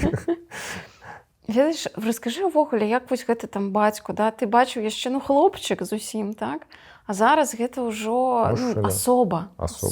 Не, ён тады быў асоба, а зараз ён дарослы мужчына. Я ўсім кажу, што я шчасліўца. І мне зноў пашчасціла, мне шмат калі пашчасціла ў жыцці, нават цягам апошніх 5 гадоў там все шчасціла і шчасціла.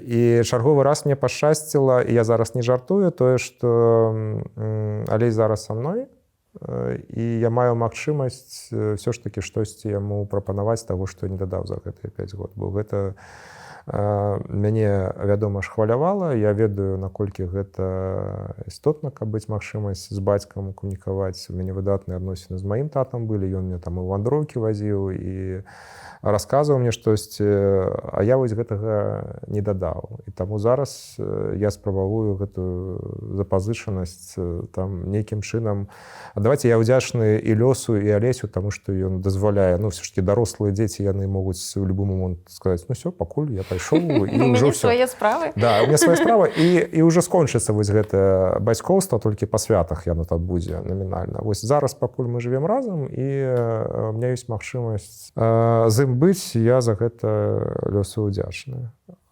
Вось, ну, а так, канешне, сітуацыя вусцішная, і гэта ж датычыцца не толькі Алеся, не толькі мяне, і ў мяне яно скончылася, астатніх не скончылася. Таму я ведаю, што кожнаму і дзецям гэта складана, і бацькам, якія адны засталіся, гэта складана, як было складана маёй жонцы расціць Алеся аднога. І я вельмі добра ведаю, якія пакуты пра гэта думаць, калі ты знаходзішся адзін і ведаеш, што ты абсалютна нічога, там, ніякіх звестак не маеш пра сваіх і не можаш нічым дапамагчы. А вось, ну, гэта я таксама лічу сапраўдным катаваннем. Сябры, калі вам падабаецца наша інтэрв'ю, калі ласка, падтрымайце нас лайкам, калі маеце такую магчымасць. Гэта сапраўды дапамагае праекту развівацца, таму што дзякуючы гэтаму больш беларусаў могуць заўважыць наша інтэрв'ю на платформе. Дзякую вам вялікі, калі вы нас падтрымліваеце.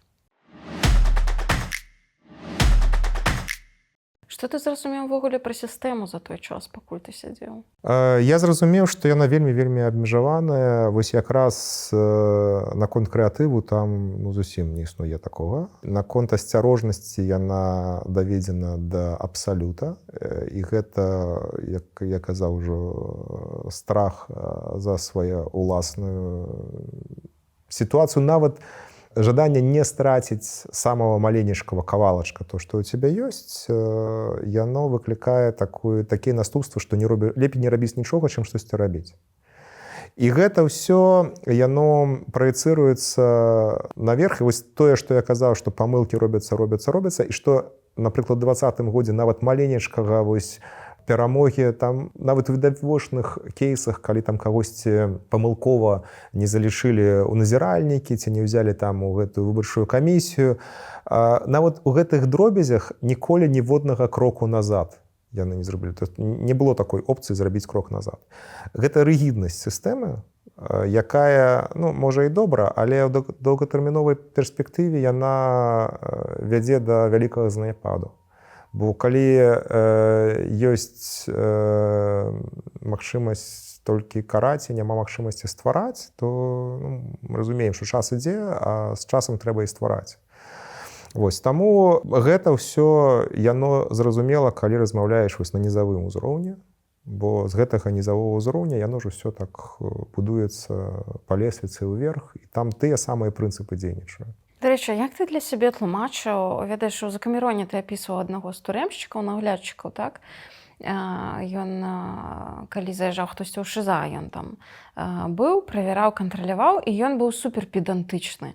Ну, проста, што кубачкі пад лінеечку павінны стаяць, і не дай Бог, там, не знаю, адна пылінка аднекуль з акна залеціць, всё адразу праштрафіўся. Ну, карацей, ну, гэта ж проста штосьці ненармальнае. Ну, як бы, якая розніца? Ну, гэта ні на што не ўплывае. Чалавек ўсё роўна робіць тое, што ён тут павінен рабіць.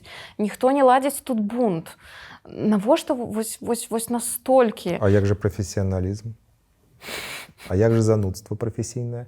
Не, ну, ёсць сапраўды педанты, якія лічаць, вось так вось напісана, так яно і мусіць быць.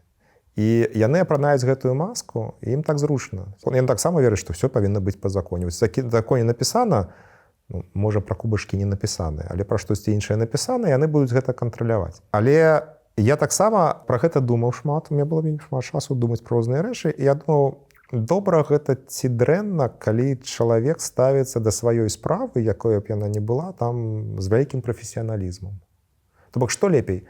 Калі ў нас ёсць чалавек, які там назіральнік у турме, які выконвае ўсё, што напісана ў дакументах дасканала і робіць сваю справу так, як яна мусіць быць зроблена з пункту гледжання там яго кіраўніцтва, паперы астатняга. Ці лепей той чалавек, які на ўсё гэта забівае і там па нейкіх сваіх законах жыве, не па тым, якія прапісаны зверху, а якія ён сам утварае. Но гэта пытанне не такое адназначнае, асабліва калі мы пачнем думаць пра тое, што бывае, што ў турме сядзяць злачынцы, якія і што турма бывае пакараннем за штосьці дастаткова дрэнныя рэчы, якія людзі зрабілі. Тады сістэма пэўным чынам павінна працаваць. І калі адказваць як занудны юрыст на гэтае пытанне, то калі мы бачым, што штосьці не так, мы павінны паправіць зверху гэты закон, які датычыцца. Калі мы лічым, што нельга людзей трымаць шыза без матрасаў і без коўдры, бо гэта ганьба ў 21 стагоддзі, што людзі ляжаць на жалезе і вымушаны там уціскацца сярод ночы. Калі мы гэта разумеем, мы павінны вырашаць гэту праблему на ўзроўні кодэксу, а не на ўзроўні таго, што мы спадзяемся, што нейкі там дзядзька будзе добрым і дасць магчымасць узяць коўдру з сабой. Не павінны мы гэта патрабаваць ад дзядзькі, ён павінен выконваць загад. Але з цягам часу я ўсё думаў на гэтых педантаў, якія ходзяць, і я ўсё больш сядзеў, ўсё больш атрымліваў гэтых шыза. Я разумею, што штосьці маёй логікі бракуе. І нарэшце я сустрэў выказванне Канфуцыя. Канфуцый дапамагае заўсёды, таму што, пэўна, шмат з яго выказванняў потым уже прыдумалі. Але выказванне знайшоў такое: тую справу, якую не варта рабіць добра. Калі карыстацца такім прынцыпам, то калі ты разумееш, што тое, што ты робіш, яно вядзе толькі да пакут, і што увогуле ўсё неслушна, вся гэтая сістэма, яна робіць штосьці дрэннае, то не варта ў межах гэтай сістэмы праяўляць такі прафесіяналізм, педантызм, які быў бы, ты б станавіўся ўзорным працаўніком нейкай карпорацыі, напрыклад. Але пра гэта размаўляць добра. А можа быць зусім іншае. Можа быць маральныя прынцыпы, педантычнасць, а можа быць проста жаданне паказаць сябе, выслужыцца, атрымаць яшчэ адну зорачку, пайсці наверх. І гэта часцей сустракаецца. Таму што ж былі іншыя. Я згадваю іншае апавяданне, дзе сукамернікі прыкальнуліся над навічком, і ў яго там дзень народзінаў быў, і падгаварылі яго напісаць там в афіцыйным стылі заяву: «Прынесіце мне, калі ласка, торт». І рэакцыя магла б быць там, так, абшманаць усіх, там, не знаю, карцер кагосьці кінуць. Былі такія рэакцыі. А яны адкрылі акно і прынеслі яму кавалак торта, разумееш? Таму што зразумелі гумар, паржалі, і як бы ўсім класна. І ты ствараеш гэтым сабе быт у гэтай турме. Таму што так, ты прыйдзеш дамоў да дзяцей і жонкі і раскажаш: прикинь, такая гісторыя была, чувака вот так развялі, а я яму торт прынёс. І разумееш, і ў гэтага чалавека на ўсё жыццё ўспамін пазітыўны, і ў яго пазітыўны ўспамін. Клас. Я вельмі рады, што такія апавяданні натхняюць, але побач з імі зусім іншыя апавяданні пра тое, як з-за гэтага прыкола яны цягнуць свой прыкол, напрыклад, вядуць чалавека ў душы, ён становіцца мокрым.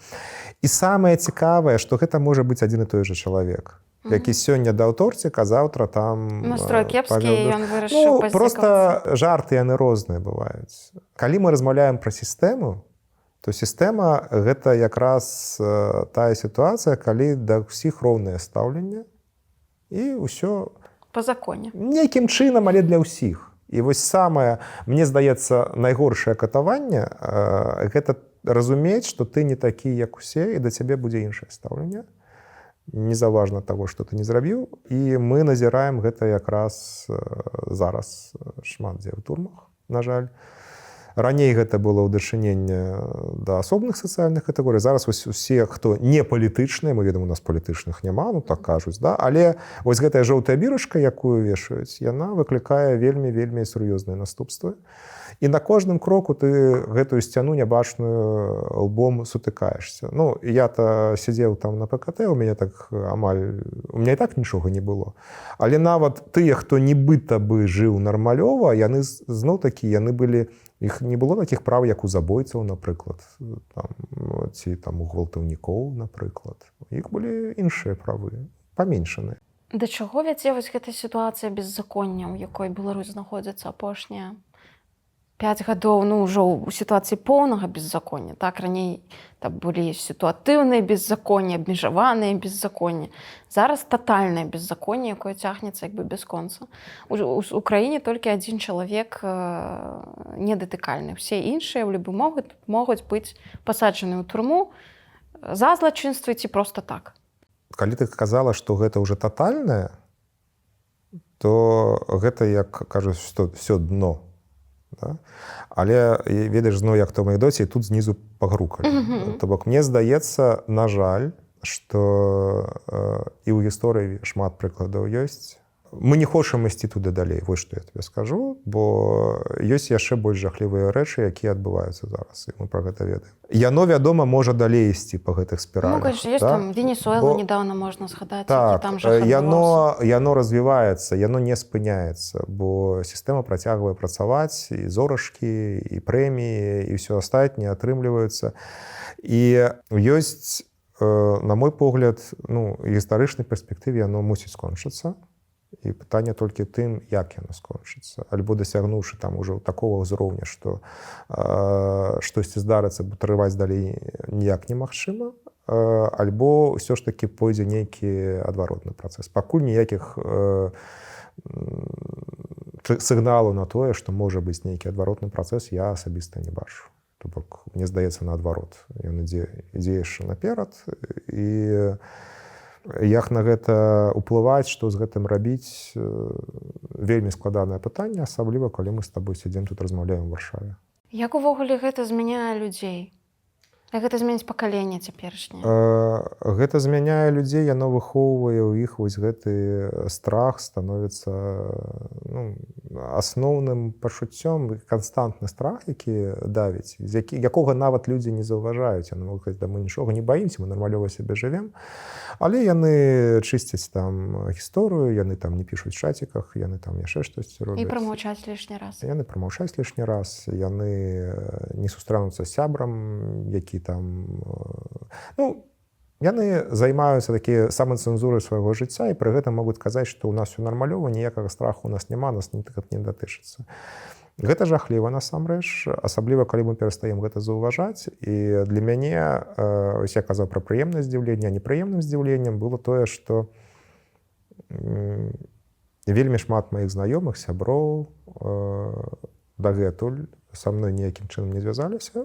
І я думаю, што хутчэй за ўсё і не звяжуцца, бо ёсць пэўныя рызыкі. І я ведаю, што нават павіншаваць там з днём народзіны ў кагосьці, каго я ведаю, што дзень народзіны, гэта таксама такое складанае этычнае пытанне. Ці я магу павіншаваць з днём народзіны, што я стаўся з Беларусі? Ці, наадварот, яго ад гэтага віншавання можа быць толькі горш. І тое, што я пра гэта думаю, гэта таксама ўжо сведчанне пра тое, што мы зайшлі кудысьці, дзе ўвогуле спачатку самого не павінны былі знаходзіцца. А ўяві, што думаюць людзі, якія знаходзяцца пад непасрэднай пагрозай, якія ў гэтым жывуць, існуюць 24/7. Таму я, зноў-такі, гэта я кажу не як аптымізм, гэта я кажу як рацыяналіст, што лепш за ўсё, каб яно пайшло назад, гэты працэс, хаця б пачаў. Бо інакш наступствы вельмі непрыемныя. Перш за ўсё для тых, хто самі ў гэтай сістэме. Ну, я кажу, гісторыя паказвала. Кожны раз гэта сканчвалася для іх аднолькава. Многія лічаць, што працэс вяртання да нейкай нармальнасці, ён мусіць прайсці праз нейкае там нацыянальнае прымірэнне, а яно немагчымае без нейкіх перамоваў з Лукашэнкам. І тут ёсць розныя пазіцыі. Напрыклад, Марія Калеснікава заклікае еўрапейцаў сядаць за стол перамоваў з Лукашэнкам, ну і, адпаведна, размаўляць, спрабаваць яго пераканаць, выпусціць вязняў, там, змяніць сітуацыю. І тут, канешне, ўзнікае пытанне таго, што будзе прасіць узамен Лукашэнка, і, канешне, будзе ляжаць там пытанне зняцця еўрапейскіх санкцый, поўнае зняццё, там, рэабілітацыя, прызнанне Лукашэнкі. Віктор Бабарыка трымаецца іншай пазіцыі. То бок ён бачыць такім асноўным водападзелам вайну ва ўкраіне. То бок да сканчэння вайны, для яго відавочна, што еўрапейцы не могуць гаварыць пра зняццё санкцый з Лукашэнкі еўрапейскіх, таму што гэта будзе дапамагаць Пуціну ў вайне ва ўкраіне, так, забіваць украінцаў. І, канешне, не могуць еўрапейцы памяняць беларусаў на украінцаў, палонных там, на забітых. Якога ты меркавання прытрымліваешся? Чыя пазіцыя табе бліжэй, ці як ты глядзіш на гэта? Першым адказаць, я ж юрыст, я мушу зрабіць шэраг дысклеймераў. Першы. Мне здаецца, што ты вельмі спрошчана падала тое, што кажуць і Марыя, і Віктор, бо я чуў тое, што яны кажуць. І, магчыма, няма такой супярэчнасці, як зараз уяўляецца. То бок тое, што перамовы не павінны прывесці да сняцця санкцый, якія дапамагаюць падтрымліваць вайну непасрэдна. Мне здаецца, што на гэтае пытанне яны адкажуць аднолькава. Тое, што перамаўляць у прынцыпе для таго, каб вызваляць людзей трэба, я таксама думаю, што яны адкажуць аднолькава. Но не ведаю, гэта можна яшчэ раз запытацца, высветліць. Але тое, што я чуў, тое, што і Маша казала, тое, што Віктор Дмітрович казаў, яны абсалютна нармальныя людзі, і ўсе нармальныя людзі, яны не экстрэмальныя нейкія рэчы прапануюць. Яны прапануюць рэчы, якія не пазбаўляюць ні ўласнай годнасці і не здаюць прынцыповых пазіцый. Так заўсёды было, і мне здаецца, і Марыя, і Віктор паказалі сваім жыццём, што яны прынцыповых пазіцый здаваць не будуць. І што датычыцца вайны ў Украіне, яны таксама выказаліся абодва дастаткова ясна. Таму я выбар пазіцыі гэтых двух рабіць не буду. Мне здаецца, што тут памылковае само пытанне, што яны нейкія супернікі на гэтым полі. Яны ўсё ж такі аднадумцы па большасці пытанняў. Проста вырваныя з кантэкста фармуліроўкі, яны могуць весці ў нейкае неправільнае разуменне і да таго ж спрашчэння. Вельмі шмат разоў я размаўляў з рознымі людзьмі, напрыклад, пра тую ж пазіцыю і Марыі, і Віктара. Я звярнуў увагу на тое, што яны нават не чыталі непасрэдна інтэрв'ю ці не глядзелі. Яны бачылі толькі загаловак. Я чытала і глядзела. Не, я зараз кажу ўвогуле пра спрашчэнне, якое назіраецца ў грамадстве. Я таксама глядзеў ваша інтэрв'ю з Віктарам. Проста калі зняць шелуху, яно выглядае менавіта так. Не так. Я слухаў інтэрв'ю Віктара, які быў ток, і ён слушна казаў, што здымаць санкцыі за тыя, якія створаны для таго, каб не дапамагаць збіваць украінцаў, гэта абсалютна амаральна. Я думаю, што і Маша ў гэтым згодна з ім, і я з гэтым з ім таксама згодны. Але калі мы бярем вось увесь спіс санкцый, якія ёсць, і пачынаем глядзець, што з іх не з пункту гледжання фармальна-юрыдычнага, а з пункту гледжання існага, то там ужо ёсць пра што размаўляць, але я пра гэта размаўляць не магу. Таму што калі б мне хтосьці прапанаваў штосьці з кімсьці абмяркоўваць, я мог бы выказваць сваё меркаванне. Казаць, што варта ці не варта рабіць еўрапейцам ці амерыканцам, прабачце, там значна больш дасведчаныя, разумнейшыя людзі, якія бачаць поўную карціну і разумеюць, што трэба для іх дзяржав. Бо калі вядуцца перамовы паміж дзяржавамі, кожная дзяржава ўсё ж такі глядзіць за балансам на сваю карысць. Вядома, для Еўропы і для Амерыкі вельмі важна і беларусы выгнанне, і наш дэмакратычны рух, і правы нашы. Але ўсё адно мы не можам ім за гэтага раіць, што ім рабіць, што ім не рабіць. І мы не павінны толькі у сваёй суполкі пра гэта весці такія вялікія абмеркаванні, як зараз робіцца. Гэта маё ўласнае меркаванне. І трэці момант, які я хацеў бы яшчэ зазначыць наконт таго пытання, які быў зададзены в якасці дысклеймера, сказала, што многія лічаць пра нацыянальнае прымірэнне і пра перамовы з еўрапейскім звязам, з ЗША. Гэта абсалютна розныя працэсы. То бок перамовы з пункту гледжання нацыянальнае прымірэнне, як мы бачылі ў гісторыі Польшы, напрыклад, гэта адзін працэс. А перамовы, якія зараз ладзяцца, якія могуць бізнес-перамову назваць, гэта зусім іншы працэс. Калі б мы размаўлялі пра нацыянальнае прымірэнне, калі б такі запад быў у паветры, то вось пра гэта нам варта ўсім размаўляць. Вось пра гэта варта там нам збірацца і размаўляць, што як і дзе. А мы спрабуем у бізнес-перамовы выказваць сваё меркаванне, і не нашы. Бо нацыянальнае прымірэнне гэта наша справа. Ніхто, апроч нас, нацыянальнае прымірэнне рабіць не будзе. Я з табой згодная, просто тут праблема, што, канешне, ўсім бы хацелася перамовы, каб Ціханаўская села, там Лукашенка, і ён перадаў уладу. Но Мы разумеем, што гэта немагчыма. Не, чакай. То бок ён не зацікаўлены Перамовы, у всем бы любым хотелось... прымірэнні. То бок ён зацікаўлены ў сваёй выжывальнасці, як бы канец.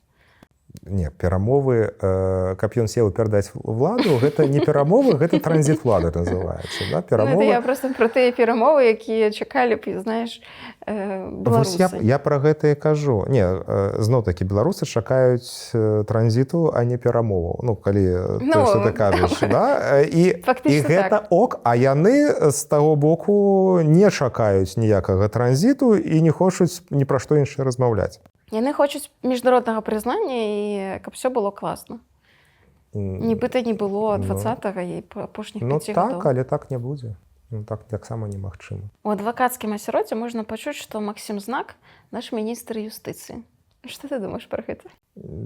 Па-першае, я не чуў такое меркаванне, па-другое, мне здаецца, што гэта не тая пасада, пра якую я б марыў. А ты пра што марыў? Міністр юстыцыі гэта такі, там, мне здаецца, не так шмат творчасці. Не, вядома, калі мы размаўляем зноў-такі не пра нейкія высокія пасады, бо ніколі пра гэтыя там партфелі ці пра што іншая гаворка не ішла, і імпэту такого, прынамсі, у мяне не было. Калі трэба рабіць нейкую справу юрыдычную, тым ліку справы, якая датычыцца, напрыклад, выпраўлення сітуацыі з тым, што робіцца зараз з выпраўленчым так званым правам ці з крымінальным працэсам. Гэта ўсё юрыдычная праца. Так? То тут не трэба казаць, мара, не мара, трэба сядаць і рабіць. І калі я магу гэта рабіць, то і будзе мець пэўны сэнс гэта рабіць, то окей, варта. Што датычыцца да дзяржаўных пасад, то гэта вельмі складанае пытанне, і тыя абмежаванні, якія абавязкова ідуць дзяржаўнай пасадзе, яны павінны... Вельмі вялікая мусіць быць імпэт да гэтай пасады, каб яе займаць. Творчасці там не так шмат, натхнення не так шмат. Можа атрымаецца пісьменнікам стаць. Як ты лічыш, як нам, беларусам, варта супрацьстаяць расійскаму ўплыву? Як такой перманентнай экзістэнцыйнай пагрозе? Вось мы, здаецца, з табой зараз ўсё слушна робім. Мы сядзім, размаўляем па-беларуску з табой, робім нейкі кантэнт беларускамоўны, размаўляем пра тое, што мае значэнне для беларусаў, і не спрабуем вырашаць нейкія іншыя там глобальныя праблемы. Вось так і трэба рабіць. Кожны на сваём месцы, кожны на сваёй пляцоўцы. Ніхто апроч сябе для беларускасці нічога не зробіць. Дарэчы, а як ты ставішся да такой пагрозы, таксама экзістэнцыйнай, пра якую напісаў такі моцны артыкул Мікалай Статкевіч, што у Беларусі ёсць ядзерная зброя расійская, калісьці яна можа выстрэліць насуперак жаданню Лукашэнкі, і адказ можа прылецець па тэрыторыі Беларусі, таксама ядзерны. І такім чынам Пуцін можа скарыстаць тэрыторыю Беларусі зноў у сваіх мэтах, але наступствы чаго могуць быць ужо незваротнымі. Мікола Статкевіч вайсковец, а я юрыст. Таму я ведаю толькі тое, што мы ўжо былі ў такім становішчы, калі стваралася незалежная дзяржава беларуская, калі ўсё пачыналася з чыстага аркуша, і тады гэтую праблему вырашылі. І Беларусі, і ўкраіне. І наступствы мы таксама ведаем, якія зараз ёсць, што там Будапешцкі мемарандум і іншыя пагадненні. Вось, вядома, нічога добрага не адбываецца, калі з'яўляецца такая зброя на тэрыторыі краіны. Вядома, рызыкі і пагрозы ёсць. Ты казаў, што захапляешся Уладзімірам Зеленскім. Можаш больш расказаць, патлумачыць, чаму ты ім захапляешся? Я не вывучаў біяграфію Владзіміра Зеленскага. Я его ведаю не асабіста, а толькі па такіх, ведаеш, як хайлайтс, якія ёсць. Але я бачу, што нягледзячы на ўсе цяжкасці становішча, ён справіўся з тым, каб нацыя змагалася і каб надзея жыла, і ён сябе вёў, ну, нам паказвалі нават там, пакуль я яшчэ меў доступ да тэлевізора, бачу, нам паказвалі нейкія ролікі, якія бы сведчылі пра недарэчнасць нібыта паводзін пана Владзіміра. Але гэта была не недарэчнасць, я бачу гонар нацыі, я бачу, што гэта вайсковая вопратка апранутая, гэта не нейкі там імкненне папіжоніць, а гэта сапраўды тое, што адбываецца з краінай, гэта натуральна. То бок я адчуваў натуральнасць і з'яднанне. І гэта, удлічваючы той ціск, які ёсць, гэта вельмі моцная рэч. То бок, каб перамагчы, дастаткова не здавацца, ну, гэта вядомае выслов'е, якое кажуць, але не здавацца гэта непроста. Асабліва, калі ад цябе залежыць, калі ты прымаеш на сябе адказнасць за тое, што адбываецца ў дзяржаве. Вось таму я кажу, што ім захапляюся. Як ты думаеш, чаму беларусам можна павучыцца ва ўкраінцаў? Вось менавіта гэтаму. Тыя мае ўкраінскія сябры, з якімі размаўляю, яны могуць па-рознаму, вельмі па-рознаму ставіцца і да ўлады сваёй, і да нейкіх палітычных працэсаў, і ўвогуле да ўсяго, бо яны маюць вельмі розныя меркаванні. Але калі гаворка заходзіць пра радзіму, пра нейкія экзістэнцыйныя рэчы, пра тое, ці варта стаяць да апошняга, яны ўсе адказваюць у унісон. І вось гэтаму трэба вучыцца. Таму што калі мы размаўляем пра штосьці сапраўды важнае, мы павінны быць разам. Ну і у нас таксама быў такі опыт, як я казаў. Як бы ты сфармуляваў нашы беларускія нацыянальныя адметнасці? Апроч анекдота пра стул з цвіком, на якім можна прызвычаецца сядзець. Цярпілы, дапусцім. Я б не хацеў так фармуляваць нашы нацыянальныя адметнасці. Хацелася б сфармуляваць іх натхняльна. Да? Я б сказаў, што сведкамі чаго мы сталі? Мы сталі сведкамі крэатыўнасці, па-першае. Не адзінак, а увогуле ўсіх. Асабліва, калі страцілася апошняя нейкая там нейкія цэнтры ці нейкія там рухі, просто людзі засталіся там кожны ў сваім пад'ездзе, во двары там разбуяла яшчэ больш гэтая крэатыўнасць. Гэта я ўжо з лістоў даведаўся і потым, калі выйшаў, спраўдзіў. Вось, мне здаецца, што таксама мы, беларусы, вось дабрыня ёсць, такая добрая дабрыня, да? Лагоднае стаўленне і эмпатыя пэўная. Хтосьці кажа, што гэта не вельмі добрая рэч, я лічу, што гэта добрая рэч. Ты ж ведаеш, кожную якасць можна назваць добрым эпітэтам і дрэнным эпітэтам. Шклянка напалову пустая, напалову поўная. Так, можна сказаць, што чалавек даверлівы, можна сказаць, што ён наіўны. Так. Ось, мне здаецца, што лагоднасць беларусаў гэта добрая рыса. Я не ведаю, гэта, пэўна, добрая рыса з пункту гледжання эвалюцыі. Я б дадаў асцярожнасць як нацыянальную рысу. Эвалюцыйна толькі асцярожныя выжываюць. Але ў моманце часам асцярожнасць, яна замінае жыць так, як хочацца. І вельмі шмат каму, я ведаю, зараз цяжка жывецца, бо даводзіцца быць асцярожнымі. Не яны ў гэтым вінаваты, але асцярожнымі мусіць быць яны.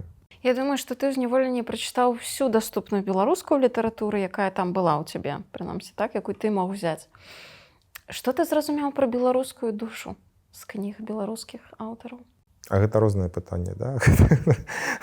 Ну, беларуская душа ў кнігах беларускіх аўтараў, мы можам браць розных аўтараў і глядзець на розныя...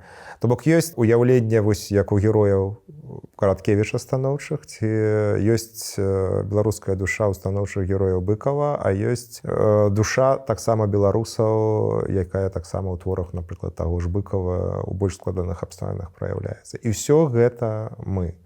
І мне здаецца, што кожны чалавек, нельга таксама вешаць ярлыкі ў розных абставінах. Мы самі не ведаем, што там у нашай душы ёсць і як мы будзем себя паводзіць. Таму пра гэта трэба заўсёды памятаць, і калі даводзіцца рабіць гэтае абранне, ну, калі мы ўжо кажам там пра Сотнікава і Рыбака, каб ты быў Сотнікавым, а не Рыбаком. Вось. Ёсць добрыя прыклады, але душа кожнага гэта яго асабістая справа, і казаць пра агульную беларускую душу няма падстаў. Хачу працытаваць некалькі радкоў твайго верша, які, напэўна, можна ўжо назваць культавым. Яны думалі, нас пахавалі, а мы бульба. Як нас пахаваць? Адкуль у беларусаў такая выжывальнасць, як ты думаеш? Пра бульбу мне дагадалі яшчэ адзін анекдот, што мы жывем як бульба, альбо ўзімку з'ядуць, альбо па вясне пасадзяць. Але вось гэтыя радкі мне хтосьці даслаў на іспанскай мове, здаецца, выслов'е мексіканскае пра насенне, што насенне нельга пахаваць, яно прарасце. І я падумаў, што ў бульбы значна больш ёсць опцыі. Яна не толькі прарасце, яна яшчэ калі разрэзаць, то яна кожная пародзіць, калі кідаць у падвал, у цемру, яна таксама будзе яшчэ лепей сябе адчуваць. То бок, як мне таксама хтосьці сказаў, самае цікавае, што бульбы яшчэ і падабаюцца, калі сажаюць, і ўсё гэта з імі робяць. Насамрэч, канешне, нам не падабаецца гэта ўсім, гэта натуральна. А адкуль такая у нас імкненне ці такая суперздольнасць прызвычайваецца да сяго? Ну, таксама гэта эвалюцыя. Можна паглядзець на нашу гісторыю, на карані, і мы побачым, што не было такога, каб тут было суцэльнае шчасце, шмат, каб вельмі добра всім жылося. Заўсёды было становішча такое не супердобрае, а гэта патрабавала такіх якасцяў, як трыванне, як моц духоўная і як аптымізм, таму што калі б не было аптымізма, то, пэўна, не выжылі б беларусы. Мы перажываем вельмі цёмныя, цяжкія часы. Як ты лічыш, наша нацыя ў гэты час, яна мацнее ці слабее? Ну, выпрабаванні яны заўсёды загартоўваюць. Увогуле, працэс гартавання металу такі ёсць. Там даводзіцца шмат удараў вытрываць, каб стаць сталлю, як было сказана. Але галоўнае, каб нацыя жыла. Самае найгоршае, што можа атрымацца, гэта тое, што беларусы паступова стануць менш беларусамі, чым яны вось былі дагэтуль. І тут якраз асноўнае, што мне падаецца, што зараз варта рабіць, не абмяркоўваць там наконт нейкіх тэарэтычных працэсаў геапалітычных, якія могуць адбыцца, могуць не адбыцца. Калі яны адбудуцца, то там ужо ўсё таксама вырашыцца вельмі хутка. А тое, што можам рабіць проста і зараз, гэта быць беларусамі. І гэта таксама праца, якую мы кожны з нас мусім рабіць. І для гэтага у нас ёсць усе рэсурсы, нам ніхто не замінае гэта рабіць, і мы гэта можам. І мы такімі былі ў 20-м, і ў 21-м, я ўпэўнены, 22-м, а вось у 26-м можа быць ужо крыху меней, нам трэба проста вярнуцца крыху назад. Бо нават калі прырос да іншай краіны ў выгнанні, вось гэта тое, што пісаў, як казаў Багушевіч, што Беларусь гэта там, дзе вучыць беларуская мова. У гэтым сэнсе можна разглядаць, што мы дагэтуль у Беларусі, і мы павінны рабіць тыя рэчы, якія для Беларусі карысныя. Дашкевіч лічыць, што толькі беларуская мова можа ўратаваць беларусаў і Беларусь. А як ты лічыш? Ну, беларуская мова гэта адразу і беларуская культура, і крыніцы, да якіх мы звяртаемся, і менталітэт, гэта ўсё, гэта проста спакавана. У лінгвістычны пакет запакавана ўся ідэнтычнасць беларуская. Таму я згодны з тым, што беларуская мова з'яўляецца найбольш магутным складнікам захавання нацыі. Але апроч беларускай мовы яшчэ можна дадаць вось гэтыя спецыфічныя беларускія рэчы, якія заўсёды добра атрымліваліся. Талака беларуская, калі мы разам робім карысныя справы, і з натхненнем. І я сустракаўся вельмі шмат з кім пасля вызвалення. Мне шмат хто распавядае пра цяжкае жыццё ў эміграцыі, але дадатак да гэтага вельмі шмат хто распавядае пра нейкія свае праекты. Вось я хачу зрабіць вось гэта, я хачу зрабіць вось так, я хачу вось тут вось не хапае гэтага, вось бы гэта зрабіць, у мяне такая ідэя ёсць. І кожная ідэя выбітная, кажу, слухай, так давай, ну а што ж замінае, давай. Кажу, ну давай ты вот пойдзеш, ты будзеш у нас там, не ведаю, там тварам нашай кампаніі. Я кажу, не, ну окей, які твар, я толькі вызваліўся, рабіце. Ну, не ведаем. Вось гэта неўпэўненасць, я не ведаю, чаму яна з'явілася. У 20-м годзе хто захацеў, тут адразу і зрабіў. Вось так яно працавала і працавала выдатна. Калі хаця б гэта адновіцца, захацеў зрабіць добрую рэч, пайшоў і зрабіў, то вось мы можам казаць, што гэта і ёсць таксама складнік беларускай нацыянальнай ідэі, і гэта вельмі добры складнік. Гэта добрая рыса, якую варта нам пушыць наперад. Пасля ўсяго, што з табой, што з беларусамі адбылося, як ты лічыш, дыктатуру можна перамагчы мірным шляхам? Беларускую дыктатуру можна перамагчы мірным шляхам? Так. Як гэта можа адбыцца? Мы, зноў-такі, калі мы размаўляем пра такія сур'ёзныя рэчы, то мы не павінны выказваць меркаванне, мы павінны браць падручнікі гісторыі і глядзець. Ну, там было ў падручніках гісторыі, што выйдзе на вуліцы, ну там 3%, Не, здаецца. гэта не падручніках была гісторыя, гэта было ў іншых месцах, але ёсць праз стагоддзі вельмі шмат прыкладаў, калі вось была дыктатура, а потым стала не дыктатура. І калі я не памыляюся, то статыстыку, калі падлічыць, варыянтаў, калі гэта было зроблена апошнія гады, апошнія дзесяцігоддзі ці нават стагоддзя, калі гэта было зроблена умоўна мірным шляхам, больш, чым калі гэта было зроблена іншым шляхам. Але тут сапраўды значную роль адыгрывае геапалітычны складальнік, на які ніхто ўплываць не можа. Ось. І калі мы паглядзім, як з'яўляліся дзяржавы ў мінулым стагоддзі, як змяняліся пэўныя межы, то мы таксама бачым, што за ўсім гэтым стаяла найперш змяненні, якія былі ў свеце глобальныя. І з гэтых глобальных змен вырасталі таксама змены лакальныя. Просто трэба гэта ведаць і трэба быць да гэтага гатовымі, што калі будзе такая магчымасць, то ёсць вельмі шмат, у любым выпадку ёсць вельмі шмат працы, у тым ліку юрыдычнай. Я не кажу пра нейкія негатыўныя працэсы, я кажу пра канструктыў, які вельмі шмат чаго трэба зрабіць, каб все было вось нармалёва, вяртанне да нармальнасці. Гэта перш за ўсё вялікая колькасць працы. Да гэтага, мне здаецца, трэба рыхтавацца на всялякі выпадак, таму што выпадак, як у той песні, пра звычайны дзень, ён жа можа быць праз месяц, а можа і заўтра. Ось, і уплываць на тое, што можаш уплываць. Вось мы ж размаўлялі пра гэта. А ты не думаеш, што вось гэтая наша беларуская сумленнасць, ідэалізм, дзесьці рамантызм, што гэта ўсё грае на руку нашым ворагам? Правільнасць вось гэтая беларуская таксама, што у Беларусі выконвае закон, все жыхары Беларусі выконваюць закон, але ўлада яго не выконвае. Па-першае, ты ідэалізуеш беларусаў. Вось наша беларуская, а прабач, а хто з таго боку? Вось гэтыя дрэнныя людзі, яны з якой краіны? Выключэнне. Яны выключэнне, так? Окей, прымаецца, яны выключэнне. Але іх немала, я разумею твой поінт, ты маеш рацыю. Мы зноў вяртаемся да ідэалізацыі беларусаў, і зноў я адчуваю вось гэтую падкавырку, што вера ў закон і думаю, што ўсё атрымаецца наіўняк такі, што ўсё будзе па законе працаваць. Мне здаецца, што мы ўжо высветлілі, што не ўсё па законе працуе. І, ведаеш, я быў у курсе яшчэ ў 20-м годзе, што закон можа не працаваць.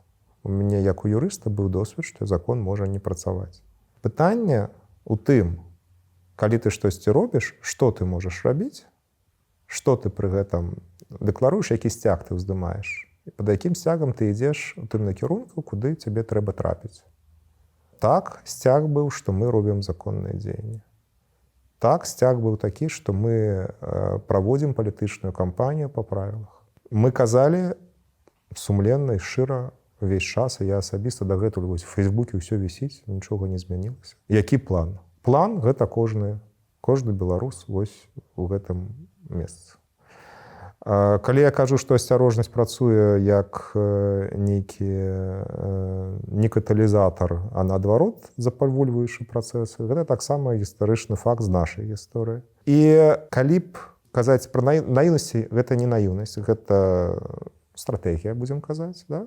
Не наіўная стратэгія, а тая стратэгія, якая падавалася адзінай слушнай з тымі рэсурсамі, з тымі магчымасцямі, якімі тады былі. Ніхто нікому ніколі не замінаў прапанаваць штосьці лепшае. У нас быў абсалютна адчынены працэс. То бок хто заўгодна заходзіў, размаўляў, могуць гэта пацвердзіць там дзесяткі людзей, якія прайшлі. Як толькі траплялася хоць адна слушная ідэя, казалі: «О, давай, ідзі рабі». Як толькі траплялася нейкая ідэя, якая адыходзіла ад той канвы, якая у нас была, бо мы разумелі, што мы 24/7 пад праслухоўваннем. Ну, гэта не было ні для кого сакрэтам. Мы казалі адразу, што гэта вось тэрыторыя, на якой мы робім вось гэта, все, мы больш нічога тут не робім. Калі вы хочаце штосьці іншае, окей. Ну, мы былі ў такіх абставінах. Пачынаць штосьці іншае рабіць, па-першае, трэба экспертыза, па-другое, трэба адказнасць, бо калі ты знаходзішся ў месцы... У нас же все матэрыялы ёсць, все, што казалася, все, што там не казалася. Таму я разумею, што проста казаць, што мы былі наіўнымі эльфамі, але мы насамрэч усведамлялі, якая рэчаіснасць. І абралі ту ролю, сказалі, якую ролю мы выканаем, мы яе выканалі. Як ты думаеш, мы зможам вярнуцца дамоў? Конечно. Мы можам звярнуцца дамоў, гэта раз, а па-другое, калі мы ўсё ж такі прымем, што Беларусь гэта там, дзе мы ідзе вучыць беларускую мову, то з Беларусь нас вогуле нельга выгнаць. Выгнанне гэта ўжо наш уласны абранне. Ці выганяцца з Беларусі, ці не. Калі я лічу, што я знаходжуся дагэтуль у Беларусі і раблю штосьці для Беларусі, то гэта маё меркаванне. Можа, я псіх, але гэта меркаванне можа мне дапамагае жыць. Якія твае месцы сілы ў Беларусі? Беларусі, пэўна, гэта Блакітныя азёры. Я прыязджаю на Блакітныя азёры, ведаеш, там Нарашанскі край, там ландшафтны заказнік. І кожную осень мы прыязджалі туды, там ужо ўсё жоўтае, чырвонае, там такія пагоркі, азёры кожныя розныя, глубля, глубелька, балдук, акунёк, карасік, чорная, імшарец. Там у кожным розная вада, розныя там бераг розны, свая гісторыя. Вельмі мне падабаецца гэтае месца, і там я атрымліваю нейкія натхненні, нават у снах бачыцца, такое бывае.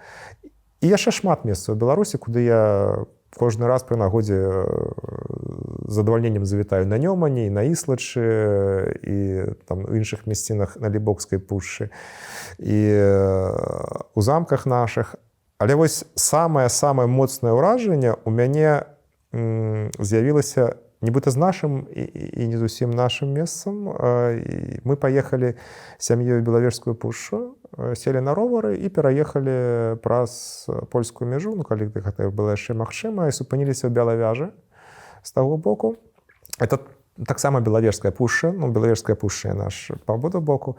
Я там раніцай пайшоў пабегаць. Мне там было якраз новыя красоўкі прыйшлі, я тады быў такі спартовы хлопец. Мне трэба было па плане, там, здаецца, 17 кіламетраў прабегчы, ці што. Я, калі 17 з паловай прабег у адзін бок, я толькі ачомаўся, таму што гэта было проста звышнатуральна. Я выбягаў яшчэ на світанку, пушча вакол, такая першабытная, значна менш цывілізаваная, чым з беларускага боку мы бачылі.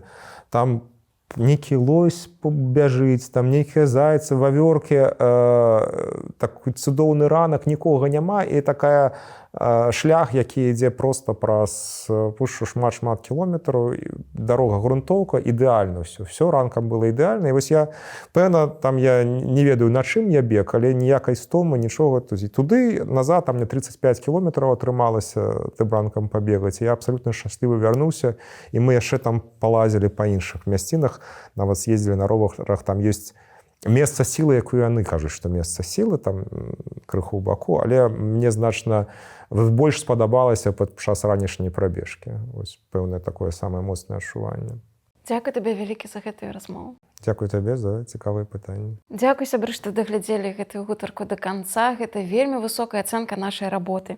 Калі ёсць чым падзяліцца, пішыце ўсё ў каментарах. Мы будзем чытаць і адказваць. Падпісвайцеся на канал, каб не прапусціць новыя гутаркі. А таксама хачу нагадаць, што для тых, хто працуе ў Варшаве і Літве, засталася хіба апошняя магчымасць яшчэ пералічыць працэнт ад свайго заробку пры падачы падатковай дэкларацыі за 25 год.